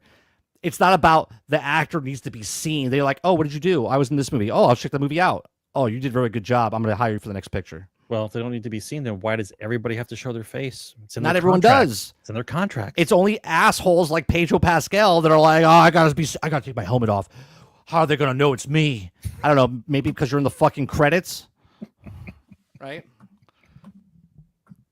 Pedro Pascal haunts my dreams. Yeah. I gave him shit when he did it. I was like, he didn't need to take his helmet off. There's no reason for him to take his helmet off. Ever. Yeah. But then he took it off once, then he took it off twice, then he took it off 3 times. Like, no one gives a shit, man. We know. We got you. Then there was choices that he wasn't even in the suit. Right? They're saying he wasn't even in the suit the entire time. It was his stand-in for most of the time. He just did the voiceover work. Like, you got to put me in the suit. They got to see me in the suit. Otherwise, how am I going to get the... Now he's in everything. Now you can't get away from him. I hope he dies in Fantastic Four. And he dies in Fantastic Four, and then another Reed Richards from a different universe comes in to replay him in the future movies.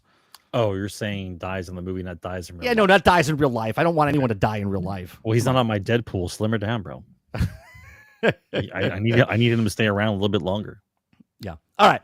That's going to do it for Generation X Gaming, the weekly podcast that goes over a few of the top stories from the past week, and we rant along the way. If you guys like it, hit that like button, hit that subscribe button. If you'd like to go above and beyond that, become a member as little as $5.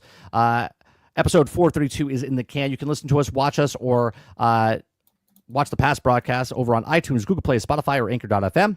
We do appreciate you very much, chat. Thank you very much for hanging out. We'll be back on Monday for some more gaming news with the Daily Grind. Make sure you check out the channel, put the notification on so you know when I go either live or upload a new video or a short or a gaming show or whatever. Appreciate it very much, and you guys have a great rest of your evening. Have a good weekend, and we'll see you guys in the next one. Game on.